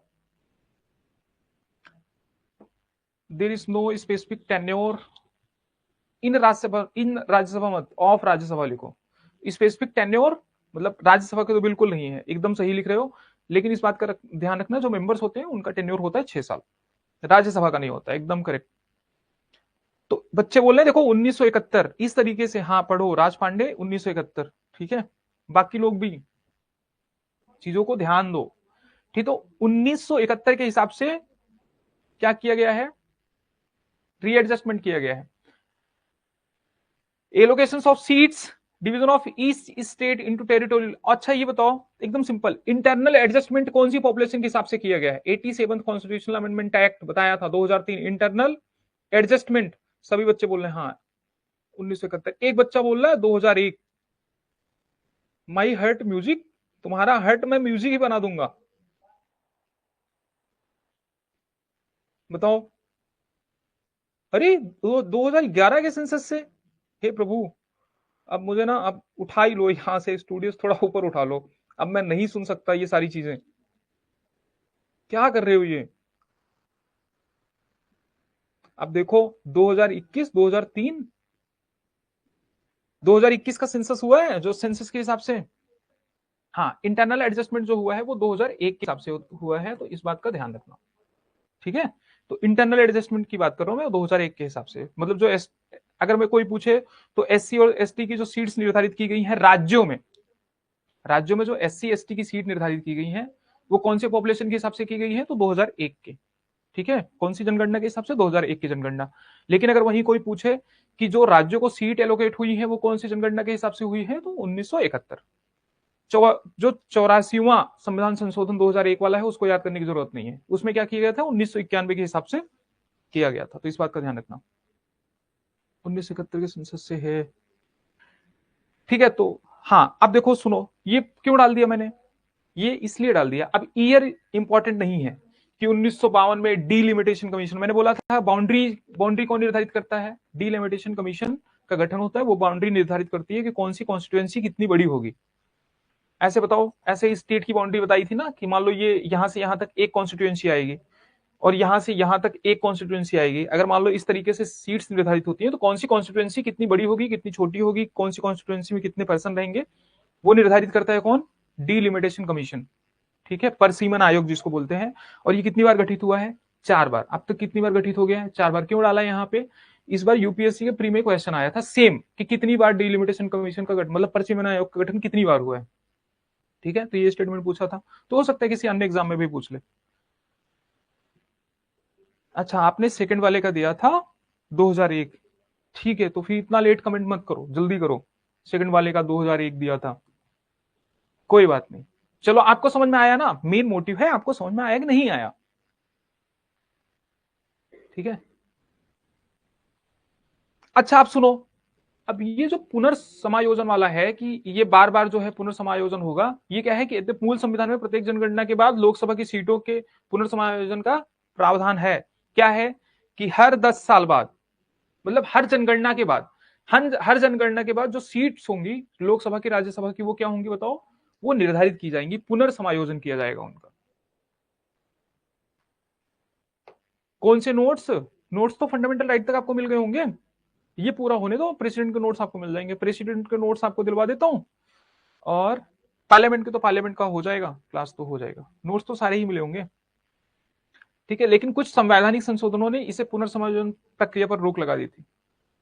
क्या बताओ, क्या बताया था मैंने कि जो 2042वां संविधान संशोधन 1971, मतलब पहली बात तो संविधान में इसका प्रावधान है कि हर 10 साल में, मतलब हर सेंसस के बाद सीटों का पुनर्योजन होगा। लेकिन 42वां संविधान संशोधन जो 1976 में हुआ था, उससे इस पर रोक लगा दी गई थी। ठीक है, समझ में आया, कब तक रोक लगा दी गई थी, सन 2000 तक। ठीक है, तो सन 2000 तक रोक लगा दी गई थी, 25 सालों तक। और फिर उसके बाद फिर से इस पे फिर से 25 सालों तक रोक लगा दी गई। 2001 से 25 साल कितना होगा, 2026। ठीक है, समझ में आया, तो 76 से 25 साल लगाया था 2001 तक, फिर 2001 में 25 साल के लिए लगा दिया गया 2026 तक। तो 2026 के बाद अब पहला सेंसस जैसे ही होगा तो फिर उसके हिसाब से सीटें निर्धारित होंगी। हाँ, एक बच्चा बोल रहा है your teaching is too good. ठीक है, मतलब मुझे खुशी मिलती है ऐसे स्टेटमेंट देख के, लेकिन फिर कहोगे बताओ सर की तारीफ की और सर मेरी कमी निकाल रहे हैं। टू यूज नहीं होता गुड के साथ, टू निगेटिव चीजों के साथ में यूज होता है, TOO। ठीक है, माफ करिए। यहाँ पे देखो, 42nd जो कॉन्स्टिट्यूशन, ये मैंने आपको बता ही दिया था, ये 42nd कॉन्स्टिट्यूशनल अमेंडमेंट एक्ट 1976, ये सारी चीजें बताएंगे नहीं। 42वें संविधान संशोधन से क्या कर दिया था, कब तक फ्रोज कर दिया गया था, ये 84वें से, ये तो यही बता रहा हूं। और फिर बताओ 87वें से, ये मैंने आपको बता दिया है, तो वापस से क्यों ही बताऊं। लेकिन फिर भी मैंने लिख दिया है लोकसभा वाले में भी, आप एक बार पढ़ सकते हैं। ठीक है, तो 2001 की जनगणना के आधार पर क्या क्या किया गया बताओ, इंटरनल एडजस्टमेंट किया गया, देख लेना। ठीक है, प्रेजेंट पोजीशन अभी क्या है कि जो सीट्स का एलोकेशन है, मतलब जो सीट्स निर्धारित की गई है वो फ्रोज कर दी गई है, मतलब दैट आर फ्रोजन टिल 2026। और ये जनगणना मतलब कौन सी जनगणना के हिसाब से बताओ, 1971 की जनगणना के हिसाब से है। कौन सी जनगणना के हिसाब से है, 1971 की जनगणना के हिसाब से, तो इस बात का ध्यान रखना। और जो डिलिमिटेशन ऑफ स्टेट्स, फिर से याद रखो, डीलिमिटेशन वाला सवाल इस बार पूछा जा सकता है एग्जाम में, तो ये समझना कि अभी तक टोटल 4 बार गठित हुई है। ठीक है, तो delimitation of states into territorial constituencies frozen, मतलब सेम चीज। क्या इंटरनल की बात कर रहे हैं? इंटरनल कौन सी जनसंख्या के हिसाब से फ्रोजन किया गया? 2001 के सेंसस के हिसाब से। और जो राज्यों की सीट का जो एलोकेशन है वो कौन सी जनगणना के हिसाब से किया गया? 1971 का। ठीक है, सेम चीज हिंदी में लिखा है, ये 10 बार बताया है, इसलिए मतलब याद ही हो जाएंगी ये चीजें, बचेंगी ही कहां, कुछ बचेगा ही नहीं। अच्छा ये बताओ, क्वालिफिकेशन क्या थी राज्यसभा के सदस्य का चुनाव लड़ने के लिए? क्वालिफिकेशन क्या थी बताओ? ठीक है, भारत का नागरिक हो, पहली बात। ठीक है, और वो भारत का नागरिक हो, दूसरा इलेक्शन कमीशन द्वारा, ध्यान से सुनो, इलेक्शन कमीशन द्वारा निर्धारित किसी रिटर्निंग ऑफिसर के सामने क्या करे? वो शपथ ले, प्रतिज्ञान ले। ठीक है, तो भारत का नागरिक हो, एज कितनी होनी चाहिए? राज्यसभा में 30 साल और लोकसभा में आप बताओ, मैं सामने खड़ा हूं, मेरे ख्याल से 25 दिख नहीं रहा होगा। अच्छा 25 बोल भी दिया, मैं बोल रहा हूं दिख नहीं रहा होगा। तो 25 साल, कितना? 25 साल। बस यही एक चेंज है, बस राज्यसभा से, मेरे बच्चे ध्यान से देखना, राज्यसभा से, ठीक है, और लोकसभा में बस क्वालिफिकेशन सिर्फ ये एक डिफरेंस है और कुछ नहीं है। ये सारी चीजें मैंने आपको बताई थी, पॉजेस अदर क्वालिफिकेशंस प्रिस्क्राइब्ड, और सेम चीज आगे भी आपको सेम चीज मिलेगी। क्या हो बताओ, भारतीय संविधान में क्या निम्नलिखित भारत का नागरिक होना चाहिए? सेम चीज। और उसके बाद ये प्रयोजन के लिए भारतीय निर्वाचन आयोग मतलब इलेक्शन कमीशन द्वारा प्रस्तावित किसी भी व्यक्ति, मतलब 30 साल, बच्चे बता रहे 30 साल। अच्छा मैंने 30 साल नहीं, 30 साल नहीं बोला, मुझे याद है 25 बोला, मैं बोला था 30 है कि 25 है।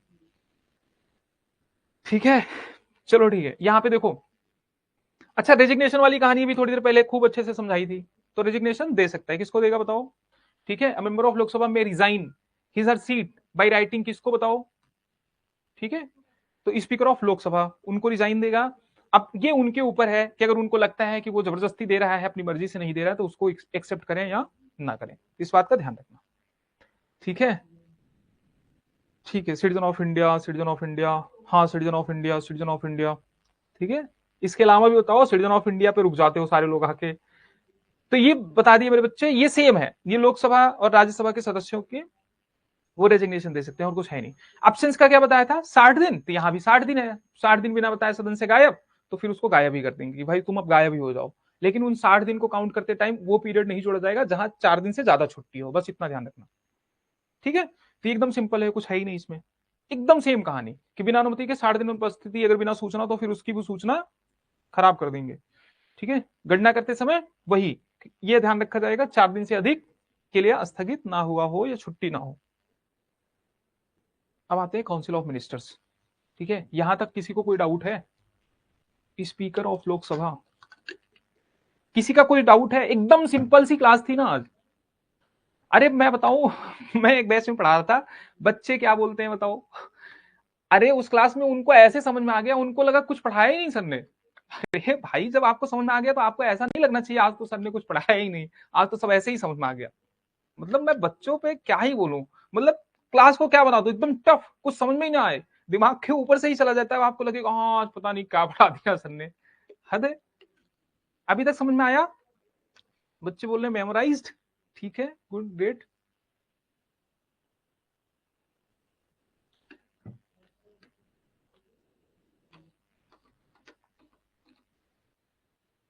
एक बच्चा बोल रहा है सर लोकसभा का जो स्पीकर है वो रेजिग्नेशन नहीं देता। हाँ सुनो पहले, सबसे इंपॉर्टेंट बात, एक बच्चा बोल रहा है, अच्छा ऐसे क्वेश्चन पूछा करो तब अच्छा लगता है।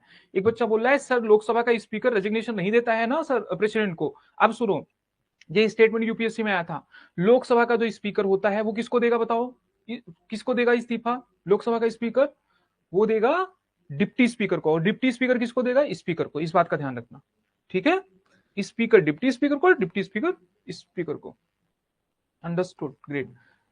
ठीक है, बहुत सही। सर मैंने एक डाउट भेजा है वो बता दो। कौन सा डाउट? वो हाँ बता दिया मैंने, आई थिंक आपका ही है। सर आज लग ही नहीं रहा है क्या? अच्छा, नहीं कि एक और हो गया। ठीक है, ऐसे ही लगेगा। और बताओ इतना सारा, मतलब बहुत सारी चीजें आपने पढ़ी। ये छोड़ो, मैं आपको एक कहानी बताता हूँ, ठीक है। अब आपको थोड़ा सा देखो, अभी क्या खत्म कर दी चीजें, अभी हम स्पीकर, डिप्टी स्पीकर के बारे में और डिप्टी चेयरमैन के बारे में डिटेल से पढ़ेंगे। अभी उनका तो रिमूवल पढ़ा ही नहीं, किसी का रिमूवल नहीं पढ़ा ना आपने, जानबूझ के नहीं पढ़ा है। सब में इफेक्टिव मेजोरिटी की जरूरत होती है। सिर्फ व्हाट्सअप किया, अच्छा ठीक है, व्हाट्सअप किया तो मैं बता दूंगा। वहां पहले जाऊंगा तो देखूंगा तो सही, क्योंकि वो फोन तो मेरे पास रहेगा नहीं। सुनो मेरी बात, अरे क्या बता रहा था मैं, हाँ, सबको हटाने के लिए इफेक्टिव मेजोरिटी की जरूरत पड़ती है, तो इफेक्टिव मेजोरिटी पढ़ाऊंगा तो सारी मेजोरिटी पढ़ा दूंगा, तुरंत बताऊंगा। इसके जस्ट बाद ही बताऊंगा, ऐसा मत सोचो पता नहीं कब बताऊंगा, ठीक है। डेप्यूटी स्पीकर को, हाँ, हाँ डिप्टी स्पीकर, अरे मैं वही तो बोल रहा हूँ, डिप्टी स्पीकर को अगर रिजाइन देना है तो किसको देगा, स्पीकर को। स्पीकर को रिजाइन देना है तो किसको देगा, डिप्टी स्पीकर को। एकदम सिंपल, कुछ नहीं है उसमें। ऐसा स्टेटमेंट यूपीएससी ने पूछा भी था, तो अच्छा हुआ याद दिला दिया। तो अब मंत्रिपरिषद समझते हैं बहुत सारे बच्चों को कि कंफ्यूजन होता है, कुछ होता ही नहीं मंत्रिपरिषद, कुछ नहीं समझना। मतलब मैं, मतलब मुझे ऐसा लगता है कि मैं आपको कक्षा 2-3 में क्यों नहीं पढ़ाया।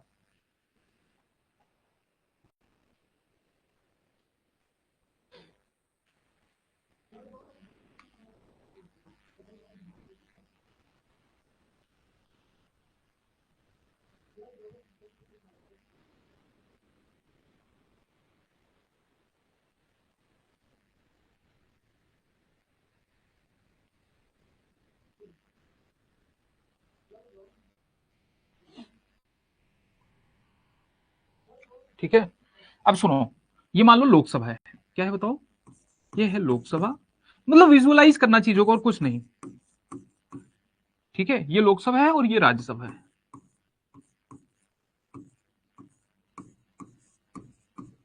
ठीक है, बहुत ध्यान से सुनो।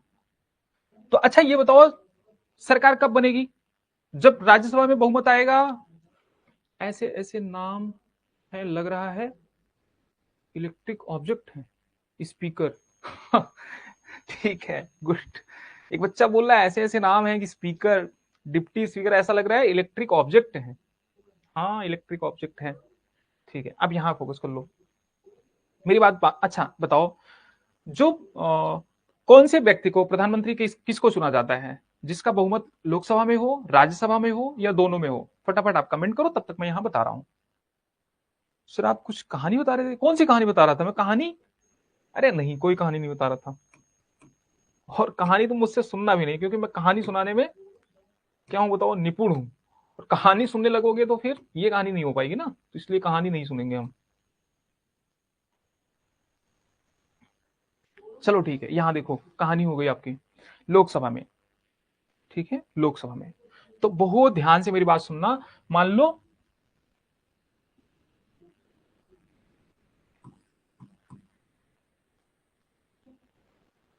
सी ओम क्या होता है बताओ, हिंदी में लिख रहा हूं, ठीक है, हिंदी में लिख रहा हूं तो थोड़ा समझ में आएगा आपको।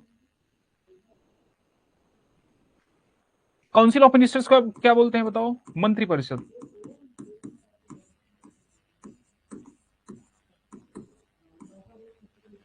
सारी चीजें स्टेप बाय स्टेप सीखेंगे। मतलब यही बता दूंगा, वो लिखा तो सिर्फ रिवीजन करने के लिए है, मतलब जो अब मैं आपको लिख के लाया हूं उसका टेंशन मत लो, ठीक है। तो मंत्रिपरिषद मतलब काउंसिल ऑफ मिनिस्टर का मतलब मंत्रिपरिषद। अब देखो यहां से यहां तक, मतलब ये अगर लोकसभा है तो राज्यसभा है, तो मंत्रिपरिषद मतलब मंत्री कौन बन सकता है बताओ। मंत्रिपरिषद का कुछ मतलब नहीं, मंत्रिपरिषद का एक ग्रुप जिसमें मिनिस्टर्स हो, अभी बताऊंगा मैं, वो सारे राज्य मंत्री, ये मंत्री, वो मंत्री, वो छोड़ो, अभी जो बता रहा हूं बस उतना समझो। मंत्री कौन बन सकता है, जो या तो लोकसभा का सदस्य हो या फिर राज्यसभा का सदस्य हो। चलो वो किसी का सदस्य नहीं है तब भी मंत्री बन सकता है, वो किसी भी सदन का सदस्य नहीं है, वो तब भी मंत्री बन सकता है। एक शर्त है, 6 महीने के अंदर उसको सदस्यता किसी भी सदन की, चाहे उस वो राज्यसभा का सदस्य बने, चाहे वो लोकसभा का सदस्य बने, उसको किसी एक सदन की सदस्यता जरूर लेनी पड़ेगी। बच्चा बोल रहा है कि computer operator machine council of ministers, ठीक है, याद कर सकते हो, ठीक है। अब यहां फोकस करो, चलो सब भूल जाओ, यहां पे आओ। हाँ भूल ही जाओ, बच्चे बोलते भूल जाओ सर, भूल गए मैं। तो काउंसिल ऑफ मिनिस्टर्स, जो मिनिस्टर्स कहां से चुने जाते हैं बताओ, मंत्री कहां से चुना जाता है, मंत्री कहां से चुना जाता है? तो मंत्री चुना जाता है, चाहे राज्यसभा का मेंबर हो चाहे लोकसभा का मेंबर हो। लेकिन सरकार कब बनती है? सरकार तब बनती है, लोकसभा को क्या बोलते हैं? क्या? हाउस ऑफ द पीपल बोलते हैं। क्या बोलते हैं? लोक सदन, लोकसभा। लोकसभा का मतलब क्या है? लोक मतलब लोग हो गए, और सभा मतलब सदन हो गया। तो लोगों का सदन इसको बोलते हैं। क्या बोलते हैं? लोगों का सदन। इसको बोलते हैं हाउस ऑफ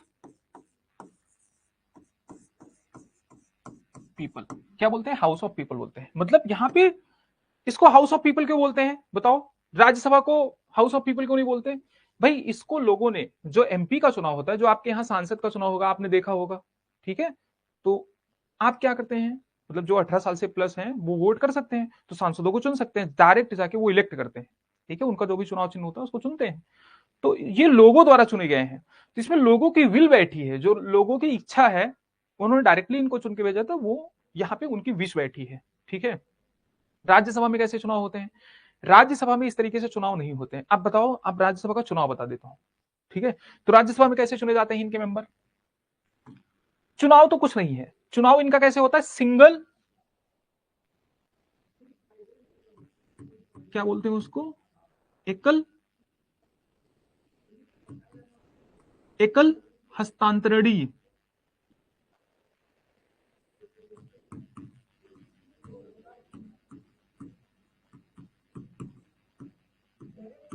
एकल हस्तांतरणीय प्रणाली होती है, ठीक है? और एकल हस्तांतरणीय और समानुपातिक।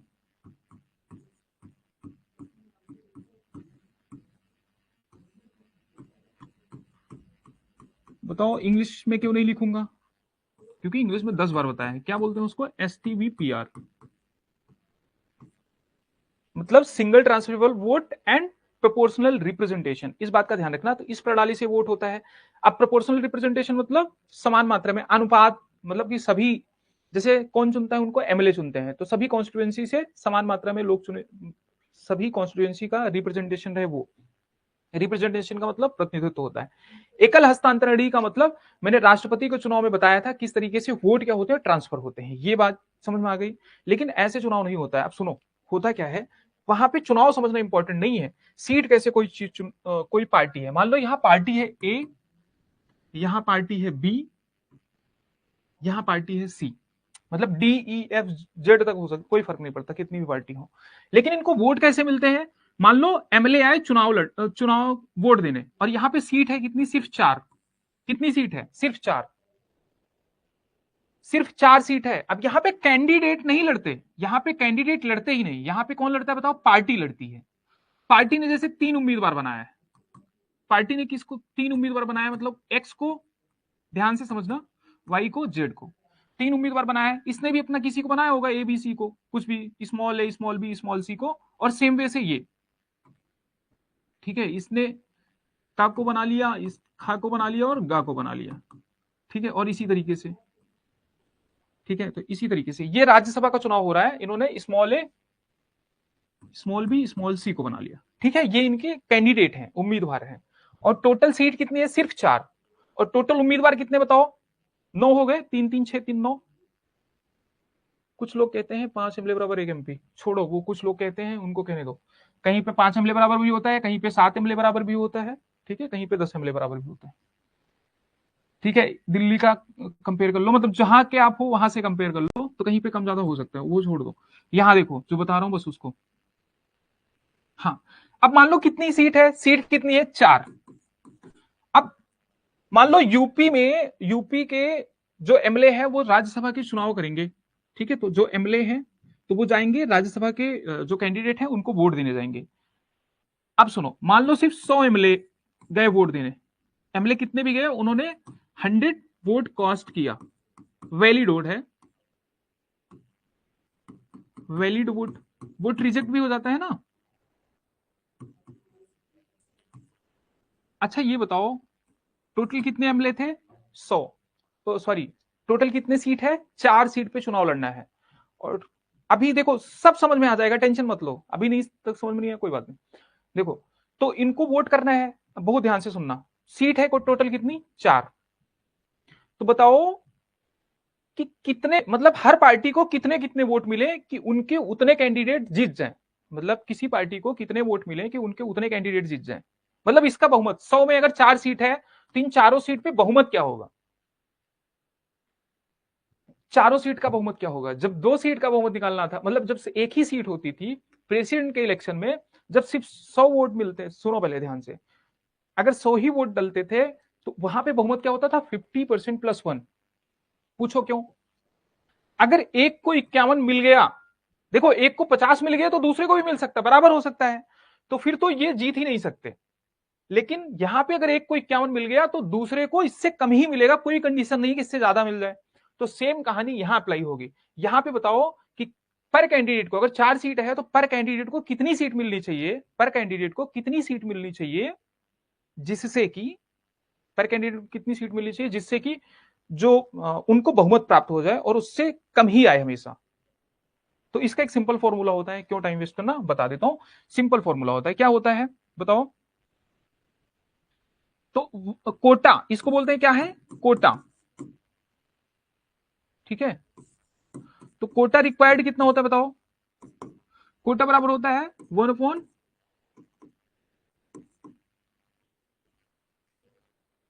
टोटल सीट, मतलब जैसे 100 है, यहां पे लिख देता हूं, देखो यहां पे लिख देता हूं टोटल सीट्स, मतलब सीट्स की कुल संख्या, total seats upon number of seat, यहां पे लिखो नंबर ऑफ सीट्स। ये याद नहीं करना फॉर्मूला, बस नॉर्मल बता रहा हूं, इससे क्वेश्चन में ही पूछे जाएंगे, ठीक है। नंबर ऑफ सीट्स प्लस 1 और यहां पे प्लस 1। अब सुनो, ये सीट्स है, अगर प्रेसिडेंट का इलेक्शन लड़ना है तो यहां 100, नंबर ऑफ सीट्स कितनी है, एक, ध्यान से सुनो, एक, नंबर ऑफ सीट एक ही है ना, प्रेसिडेंट का एक ही सीट होती है ना, 10 सीट तो होती नहीं है, और प्लस 1, तो 100, और यहां पे 1 + 1 करोगे कितना, तो 100/2 50।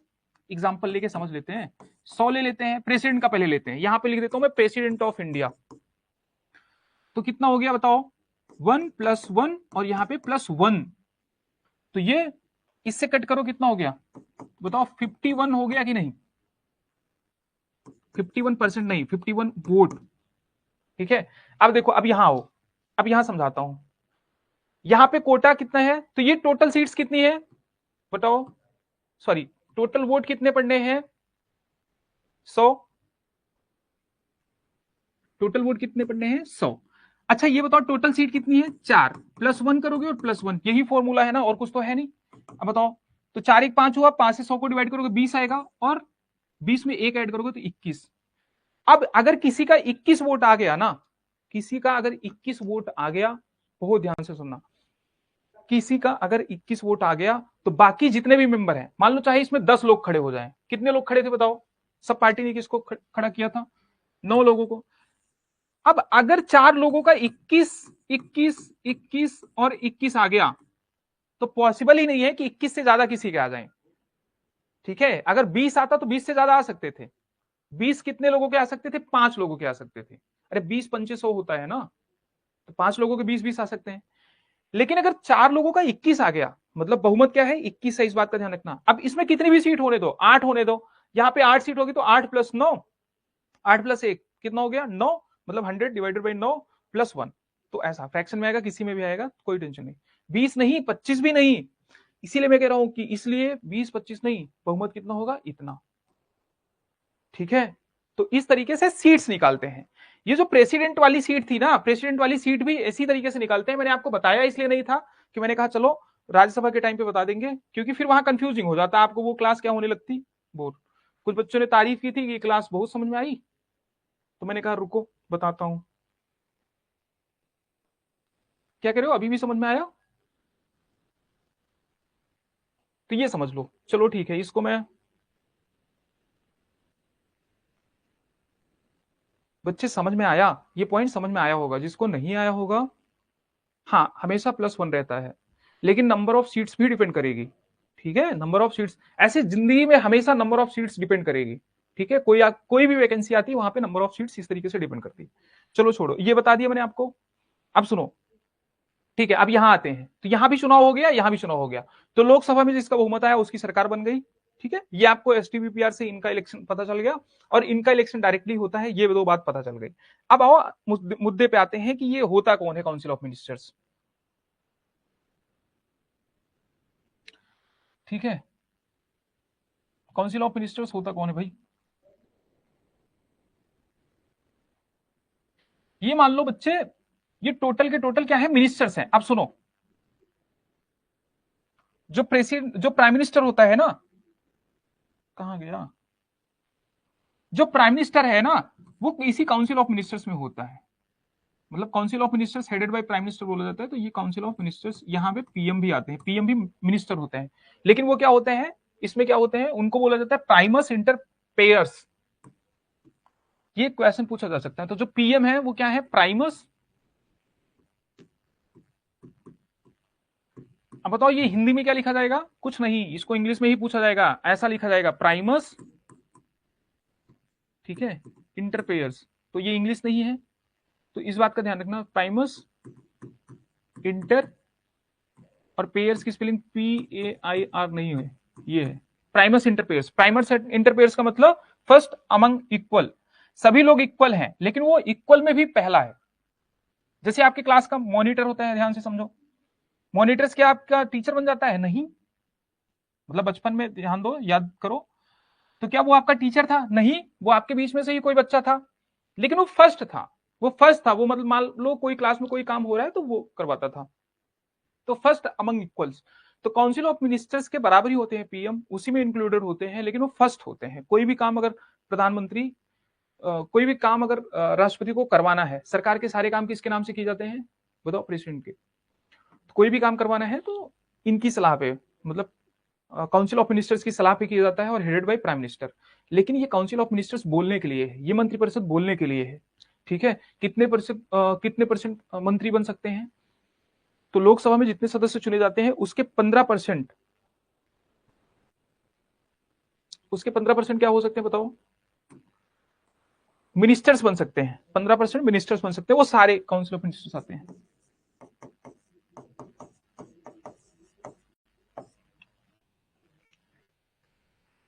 ठीक है। तो उसके 15% क्या बन सकते हैं, मिनिस्टर्स बन सकते हैं। लेजिस्लेटिव असेंबली में भी यही हाल है, बट दिल्ली में 10% है, इस बात का ध्यान रखना। दिल्ली में टोटल सीट 70 है, तो 7 लोग मिनिस्टर्स बन सकते हैं बस, उससे ज्यादा नहीं, ठीक है। तो इस बात का ध्यान रखना। अब देखो, अब यहां पे मान लो ये काउंसिल ऑफ मिनिस्टर्स है, पहले डेप्यूटी मिनिस्टर्स होते थे, अब नहीं होते हैं। तो मान लो ये प्रधानमंत्री हैं, ये तो एकदम खास हो गए, मतलब फर्स्ट अमंग इक्वल, मैंने आपको बता ही दिया, ठीक है। ये टोटल चलो मिनिस्टर्स हो गए। मिनिस्टर्स में यहां पे अब कुछ होते हैं, क्या बताओ, कुछ होते हैं कैबिनेट मिनिस्टर,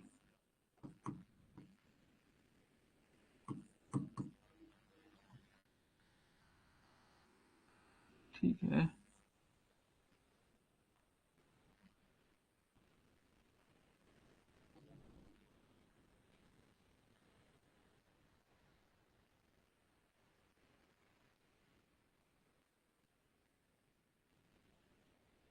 आप बोलोगे सर इतना छोटा गोला क्यों बना दिए,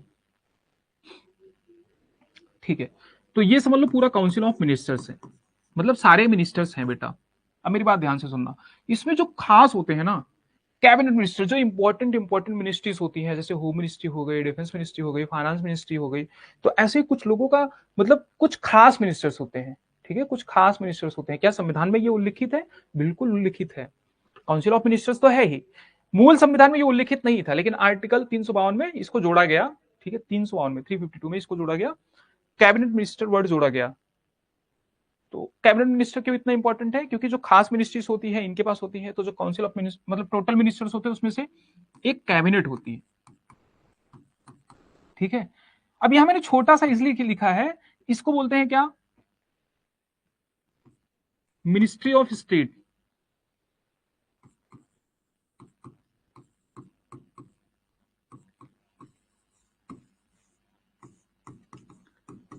अब ये कंफ्यूज मत होना कि ये राज्य के मंत्री होते हैं, राज्य के मंत्री नहीं होते, बस इनका नाम है मिनिस्ट्री ऑफ स्टेट, बिल्कुल कंफ्यूज नहीं होना है।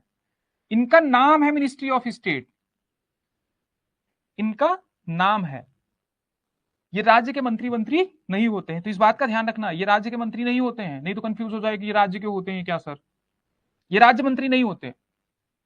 मतलब इनका नाम है राज्य मंत्री, क्या है इनका नाम, क्या है, राज्य मंत्री।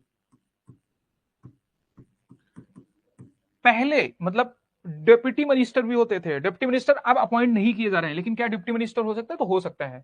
समझ में आया? मान लो टोटल मिनिस्टर्स हैं, सारे मिनिस्टर्स हैं, कितने परसेंट मिनिस्टर्स हो सकते हैं? 15%। अब उसमें से कुछ खास होते हैं, खास होते हैं उनको बोलते हैं, जो अच्छी अच्छी मिनिस्ट्रीज दी होती हैं उनको क्या बोलते हैं बताओ? उनको बोलते हैं कैबिनेट मिनिस्टर। अब ऐसा भी हो सकता है, ध्यान से सुनो, काउंसिल मिनिस्टर से ज्यादा उनको मतलब पावर तो नहीं मिलती उनको। मिनिस्ट्री ऑफ स्टेट्स दो तरीके से बनाया जा सकते हैं। मान लो कोई फाइनेंस मिनिस्ट्री है या फॉरेन मिनिस्टर है, कुछ नहीं होते राज्य मंत्री जो होते हैं कुछ नहीं होते, बस इतना ध्यान दो। सुनो पहले, मान लो ये फाइनेंस मिनिस्टर है, वित्त मंत्री, फाइनेंस मिनिस्टर है। अब ये बताओ क्या ये मिनिस्टर इंचार्ज है फाइनेंस के, मतलब वित्त मंत्रालय के मिनिस्टर इंचार्ज है? तो इनकी सहायता के लिए एक पर्सन को यहां पे अपॉइंट किया जा सकता है। अब उसी को बोल देते हैं कि स्टेट मिनिस्टर। क्या? Minister of states, state minister नहीं, मिनिस्टर ऑफ स्टेट्स। राज्यों में भी सेम होता है, राज्यों में भी सेम होता है, बिल्कुल कंफ्यूज मत होना, वहां इतना एक्सप्लेन नहीं करूंगा। वहां पे क्या होता है बताओ? वहां पे जो कैबिनेट होता है, मतलब प्रधानमंत्री, वहां पे मुख्यमंत्री होते हैं, मुख्यमंत्री के बाद उनका कैबिनेट होता है, और वहां भी मिनिस्टर ऑफ स्टेट होते हैं। तो उस मिनिस्टर ऑफ स्टेट से इस मिनिस्टर ऑफ, इनका स्टेट से कोई लेना देना नहीं है। बस ये समझो, ये असिस्ट करते हैं। ये क्या करते हैं? असिस्ट करते हैं। सुनो पहले, असिस्ट करते हैं किसको? किसी मिनिस्ट्री को। ठीक है, तो ये असिस्ट करते हैं। तो जो असिस्ट करते हैं उन्हीं को बोला जाता है क्या? Ministry of state. इस बात का ध्यान रखना, लेकिन एक इसमें कैविएट है, एक चीज ध्यान देना, बहुत इंपॉर्टेंट है। क्या? कि अब इनको मिनिस्ट्री ऑफ स्टेट, ऐसा भी तो हो सकता है मान लो कोई मिनिस्ट्री ऑफ, चलो ठीक है, मैं मान लो चलो, मतलब होम मंत्रालय, मतलब होम मिनिस्ट्री है तो इतनी जल्दी खाली नहीं होगी, लेकिन मैं मान लेता हूं कि चलो रक्षा मंत्रालय या डिफेंस मिनिस्टर, डिफेंस मिनिस्टर है मान लो, एग्जांपल दे रहा हूं। ठीक है, मान लो राजनाथ सिंह जी हैं, छोड़ो इनको, राजनाथ सिंह मान लो हैं। अब आप ये मान लो कि इनकी सहायता के लिए कोई ए पर्सन है, ये मिनिस्ट्री ऑफ स्टेट है, ये इनकी सहायता करने के लिए है। जैसे मिनिस्ट्री ऑफ फाइनेंस में आप अनुराग ठाकुर का मैं एग्जांपल ले सकता हूं। ठीक है, अनुराग ठाकुर का एग्जांपल ले सकता हूं। तो अब देखो, मिनिस्ट्री ऑफ स्टेट में अगर उनको इंडिपेंडेंट चार्ज दिया गया, या स्पोर्ट्स में अगर इंडिपेंडेंट चार्ज किसी को दिया गया है, या किसी भी मिनिस्ट्री में किसी को इंडिपेंडेंट चार्ज, इंडिपेंडेंट चार्ज क्या होता है? मान लो ये मिनिस्टर ऑफ स्टेट्स हैं और इनके मंत्रालय का कोई पर्सन ही नहीं है, कोई मंत्रालय का मंत्री है ही नहीं। मान लो मिनिस्ट्री ऑफ स्टेट्स कौन है? ए है। और जो डिफेंस मिनिस्टर है वो किसी कारणवश वैकेंसी हो जाती है, ये डिफेंस मिनिस्टर है ही नहीं, अपॉइंट ही नहीं किया जाता है। तो बताओ, ये पूरी की पूरी ये असिस्ट कर रहे थे, लेकिन जब असिस्ट कर रहे थे, जब कोई है ही नहीं तो वही इंचार्ज हो गए। इसको बोलते हैं ministry of state independent charge, स्वतंत्र प्रभार। ठीक है, राज्य मंत्री। क्लास अचानक से कट हो गई थी, ठीक है, कोई बात नहीं, अभी ज्वाइन कर लिए तो एक बार वापस से देखना पड़ेगा आपको। ठीक है, क्योंकि इंपॉर्टेंट पॉइंट डिस्कस कर रहा था। अब आगे देखो ध्यान से।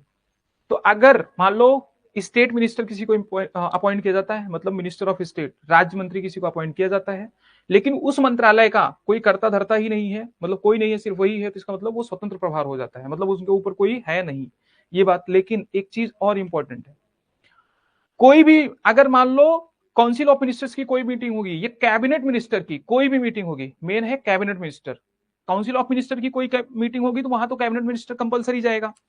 लेकिन अगर कैबिनेट मिनिस्टर्स की कोई मीटिंग होगी, जो इंपॉर्टेंट इंपॉर्टेंट मंत्रालय है जिसको कैबिनेट मिनिस्टर बोलते हैं, इसको क्या बोलते हैं? पूरा इसको बोलते हैं मंत्री परिषद।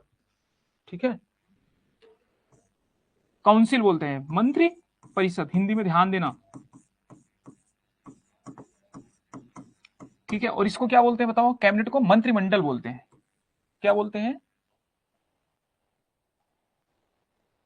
ठीक है, मंत्रिमंडल बोलते हैं। इसमें इतना, इससे ज्यादा कुछ है ही नहीं, जो लिखा है ना पीडीएफ पे, बस इतना ही है। इसको मंत्रिमंडल बोलते हैं। और इनको क्या होता है बताओ? अधिकार होता है। ठीक है, किसी भी इंपॉर्टेंट फंक्शन में, मतलब कैबिनेट मिनिस्ट्री की कोई भी मीटिंग होगी तो जितने भी कैबिनेट मिनिस्टर्स होते हैं सबको क्या होता है?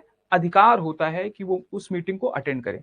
बाकी बुलाया तो किसी को भी जा सकता है, बुलाया किसको जा सकता है? ठीक है, मिनिस्ट्री ऑफ स्टेट्स को बुलाया जा सकता है, काउंसिल ऑफ मिनिस्टर्स को बुलाया जा सकता है मीटिंग में, लेकिन बुलाया जा सकता है, अटेंड कौन कर सकता है? राइट, अधिकार। एक होता है अधिकार होना, जैसे right to freedom of speech and expression, ठीक है, आर्टिकल 19 में बताया था। तो बताओ भारतीयों को उपलब्ध है, बताया था ना 15, 16, 19, 29, 30 फॉरेनर्स को अवेलेबल नहीं है। तो क्या फॉरेनर्स बोलते नहीं है? बोलते हैं, लेकिन अगर उनको चुप करा दिया जाए तो उनके पास अधिकार है सुप्रीम कोर्ट चले जाएंगे, हाई कोर्ट चले जाएंगे? नहीं है। तो वैसे ही कैबिनेट मिनिस्टर्स को अधिकार होता है कि मंत्रिमंडल की किसी भी मीटिंग में अटेंड करें, उनका अधिकार है, लेकिन बाकी लोगों को अधिकार नहीं होता है, हालांकि वो बुलाए जा सकते हैं। तो इस बात का ध्यान रखना, ठीक है। तो इनके पास क्या होता है बताओ? अधिकार होता है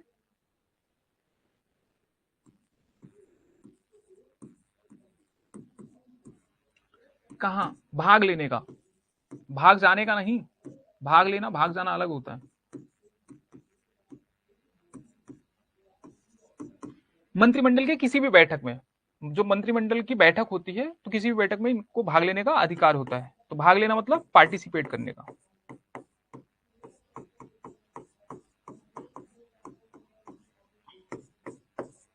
इन मीटिंग्स, मीटिंग्स में भाग लेने का अधिकार होता है, तो इस बात का ध्यान रखना, ठीक है। ये मैंने आपको बता ही दिया। अच्छा, प्राइम मिनिस्टर को अपॉइंट कौन करता है? Prime minister shall be appointed by, बताओ, प्रेसिडेंट। प्रेसिडेंट के द्वारा इनको अपॉइंट किया जाता है। दूसरी बात, जो इनके अन्य मिनिस्टर होते हैं, सबसे पहले प्रधानमंत्री को अपॉइंट किया जाएगा, राष्ट्रपति करेगा। फिर उसके बाद जो अन्य मंत्री होते हैं, अन्य मंत्रियों की नियुक्ति भी प्रेसिडेंट ही करते हैं, ठीक है, अपॉइंटमेंट करते हैं, फिर उनको शपथ दिलाते हैं। दूसरी बात, अब ये लिखा गया है ये शब्द, अगर आपसे ये पूछा जाए कि जो प्रधानमंत्री होता है उसका कार्यकाल 5 साल होता है, सही है गलत है? बताओ फटाफट। जो प्रधानमंत्री होता है, ये प्रधानमंत्री या अन्य मंत्री जो होते हैं उनका कार्यकाल कितना होता है? 5 साल होता है, 6 साल होता है, 7 साल होता है, कितना होता है? बताओ फटाफट। 5 साल होता है, जल्दी बताओ। हम्म, कितने साल होता है?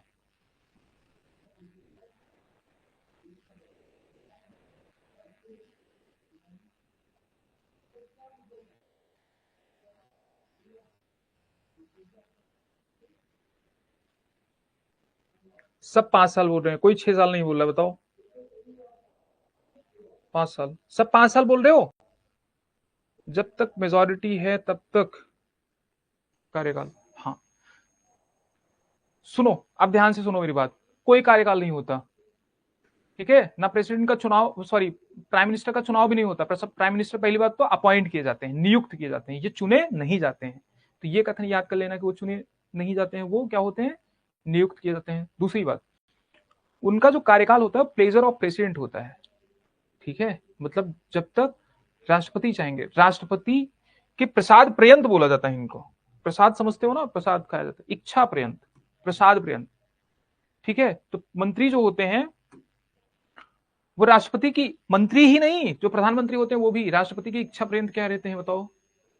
काम करते हैं। तो इसका मतलब उनका कोई फिक्स कार्यकाल नहीं होता है। सामान्यतः दे दिया जाए, जब सामान्यतः देखो, स्पीकर और डिप्टी स्पीकर बता रहा, तो सामान्यतः लगा रहा, तो सामान्यतः 5 साल होता है, लेकिन मेजोर प्लेजर ऑफ प्रेसिडेंट होता है। अब इसका मतलब ये नहीं कि प्रेसिडेंट कुछ भी करेंगे अपनी मर्जी, हाँ मेरे प्रसाद पर्यंत है तो मैं तुमको आज ही निकाल दूंगा, ऐसा कुछ नहीं होता। बहुमत, ठीक है, हर चीज कन्वेंशन, हर चीज लिखी नहीं होती, ठीक है। बच्चे होते हैं बहुत सारे, मतलब आप देखो कमेंट करते हो, आपको बताया नहीं जाता कि आप किस तरीके के कमेंट करो, आप खुद ही करते हो जो आपको अच्छा लगता है। देखो, एक बच्चा बोल रहा है कि पीएम क्या रिजाइन कर सकता है? बिल्कुल कर सकता है, ठीक है।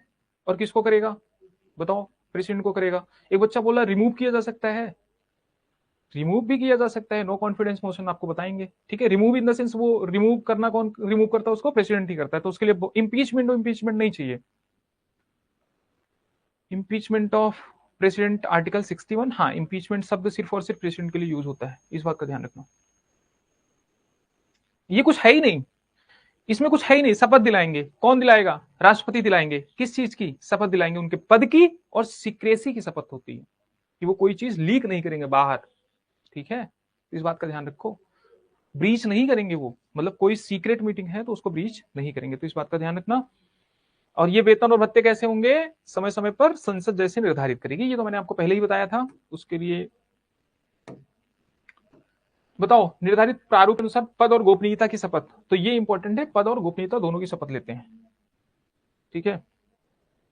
ये तो मैंने आपको पहले ही बता दिया था। अब ये दो जगह लिखा है, ठीक है, सारी कार्यकारी शक्तियां निहित होंगी राष्ट्रपति में, कहां लिखा है, आर्टिकल 53 में। और 77 में भी ये लिखा है कि जो सरकार के सारे कार्य होंगे वो किसके नाम से होंगे, राष्ट्रपति से, या तो राष्ट्रपति के नाम पर या फिर उनके अधीनस्थों द्वारा। क्या पीएम प्रेसिडेंट को रिमूव कर सकता है? पीएम प्रेसिडेंट को रिमूव नहीं कर सकता है। प्रेसिडेंट को रिमूव करने के लिए इंपीचमेंट प्रोसेस बताया था ना, इंपीचमेंट प्रोसेस। हाँ, ज्यादा ओवर थिंकिंग से बचो, चलो ठीक है। Shall be the duty of the prime minister, समझ में आया? इंपीचमेंट प्रोसेस जो होता है। अच्छा ये बताओ, इंपीचमेंट हो गया तो फिर क्या होता है? दोनों सभा से इंपीचमेंट हो गया, क्या होता है बताओ? इंपीचमेंट होने के बाद हटाता कौन है? चलो इंपीचमेंट हो गया तो फिर प्रेसिडेंट को हटाएगा कौन? प्रधानमंत्री हटाएगा, कौन हटाएगा? बताया ना, ओवर थिंकिंग नहीं करना। वहां ध्यान से सुने होते तो बताया था, कोई नहीं हटाता है, वो खुद ही हट जाते हैं, वो सिर्फ विधायी कार्य होता है। यहां देखो, ड्यूटी ऑफ प्राइम मिनिस्टर, क्या कम्युनिकेट, मतलब सिंपल सी बात है, प्रधानमंत्री का यह कर्तव्य होगा कि जो जो भी कार्य है, मतलब सदन का जो कार्य है, जो मंत्री कार्य कर रहे हैं, जो काम काज है, वो किसके पहुंचाया जाए बताओ? प्रेसिडेंट को पहुंचाया जाए। इस बात का कोई सुप्रीम कोर्ट नहीं हटाता है। एक बच्चा बोल रहा है सुप्रीम कोर्ट, इसीलिए मैं बोल रहा हूं सुप्रीम कोर्ट नहीं, हाँ खुद ही हट जाते हैं बिल्कुल। तो ये सिंपल सा है कि प्रेसिडेंट क्या will administer oath of office, क्या किस चीज का? ऑफिस एंड सेक्रेसी, दो चीज का बोथ लेते हैं, ठीक है, ऑफिस का और सेक्रेसी का, गोपनीयता, पद और गोपनीयता की शपथ लेते हैं, इस बात का ध्यान रखना। क्या कहते हैं कि to faith allegiance to the constitution, मतलब संविधान के प्रति सच्ची श्रद्धा रखेंगे और निष्ठा रखेंगे। Uphold sovereignty and integrity of India, integrity and sovereignty ये भारत का बहुत इंपॉर्टेंट है, तो इसको बनाए रखने की वो क्या करते हैं? कसम खाते हैं। टू फेथफुली, क्या consciously discharge the duties of his office, discharge का मतलब छोड़ना नहीं, ग्रहण करना, इस बात का ध्यान रखना, ठीक है। To do the right all manner of people in accordance with constitution, मतलब हर तरीके से वो जो संविधान के नियमों का, विधियों का पालन करेंगे, कुछ नहीं करते, बस यही करते हैं। राष्ट्रपति को पद और गोपनीयता की शपथ, सच्ची श्रद्धा और आस्था, मतलब श्रद्धा और आस्था दो चीजें रखते हैं, भारत की संप्रभुता और अखंडता को बनाए रखते हैं, तो इस बात का ध्यान रखना बच्चे, ठीक है। और अपने पद के कर्तव्यों का निष्ठापूर्वक और कर्तव्य निष्ठा से निर्वहन करेंगे, संविधान और कानून के अनुसार सभी प्रकार के लोगों के साथ बिना किसी भय भेदभाव के रहेंगे। बस सर आज के लिए बस इतना है, हाँ बस आज के लिए इतना ही, ये होगी कहानी इसकी खत्म। सैलरीज वगैरह मैंने आपको बता ही दिया, ठीक है। तो वो सैलरीज कौन डिसाइड करता है? पार्लियामेंट डिसाइड करता है। तो आज के लिए बस इतना ही, किसी का कोई डाउट है तो पूछ लो। बच्चे कहते होंगे ना सर आप ना हमेशा क्लास ज्यादा लेते हो, खुंदक आती है क्या? किसी बच्चे को गुस्सा आता है? बता दो आज, गुस्सा बता दो, निकाल लो अपना गुस्सा। किसी बच्चे को अगर गुस्सा आ रहा है तो बता दो, थोड़ा कम पढ़ाएंगे और क्या करेंगे। हाँ, किसी का डाउट है? बस आज के लिए बस इतना ही, टाटा बाय बाय, खत्म। खत्म नहीं, जाओ आराम से पढ़ो, इसके बाद भी गुस्सा नहीं आता? बताओ कैसे बच्चे हो, गुस्सा ही नहीं आता? नहीं सर वी आर हैप्पी। अच्छा जी, मिनिस्टर्स की भी सैलरी मिलती है और एमपी की भी? नहीं, दोनों की नहीं, मतलब अलग से भत्ते मिलते हैं, ठीक है, अलग से भत्ते मिलते हैं, लेकिन मिनिस्टर्स जो बनता है फिर उनके मजे होते हैं, और कैबिनेट मिनिस्टर्स जो होता है फिर उनके और मजे होते हैं, मतलब बड़े बंगलो, छोटे बंगलो, मतलब इस तरीके से। जो मिनिस्टर ऑफ स्टेट्स होता है उसको और ज्यादा सुविधाएं। Bye bye bye bye bye, ठीक है, वेलकम बेटा। सर सर आपसी एनर्जी हमें भी चाहिए। अरे क्या ही एनर्जी सर, मेरा डाउट याद से भेज देना। हाँ भेज दूंगा, इतना क्यों परेशान हो, कोई भी डाउट आएगा मैं भेजूंगा, टेंशन मत लो। हर चीज, हाँ देखो एक बच्चे को गुस्सा आया, लेकिन ये डिप्लोमेटिक लैंग्वेज यूज कर रहा है क्योंकि पॉलिटी पढ़ रहा है बच्चा। ये बच्चा बोल रहा है सब सब चीज ज्यादा हेल्थ के लिए सही नहीं है ठीक है, थैंक यू मेरे बच्चे, चलो ठीक है, चलो बाय, आज के लिए बस इतना ही। किसी का मेरे ख्याल से डाउट नहीं, बच्चे का डाउट है, मैं भेज दूंगा, ठीक है। चलो टेक केयर, सभी लोग अपना ध्यान रखो।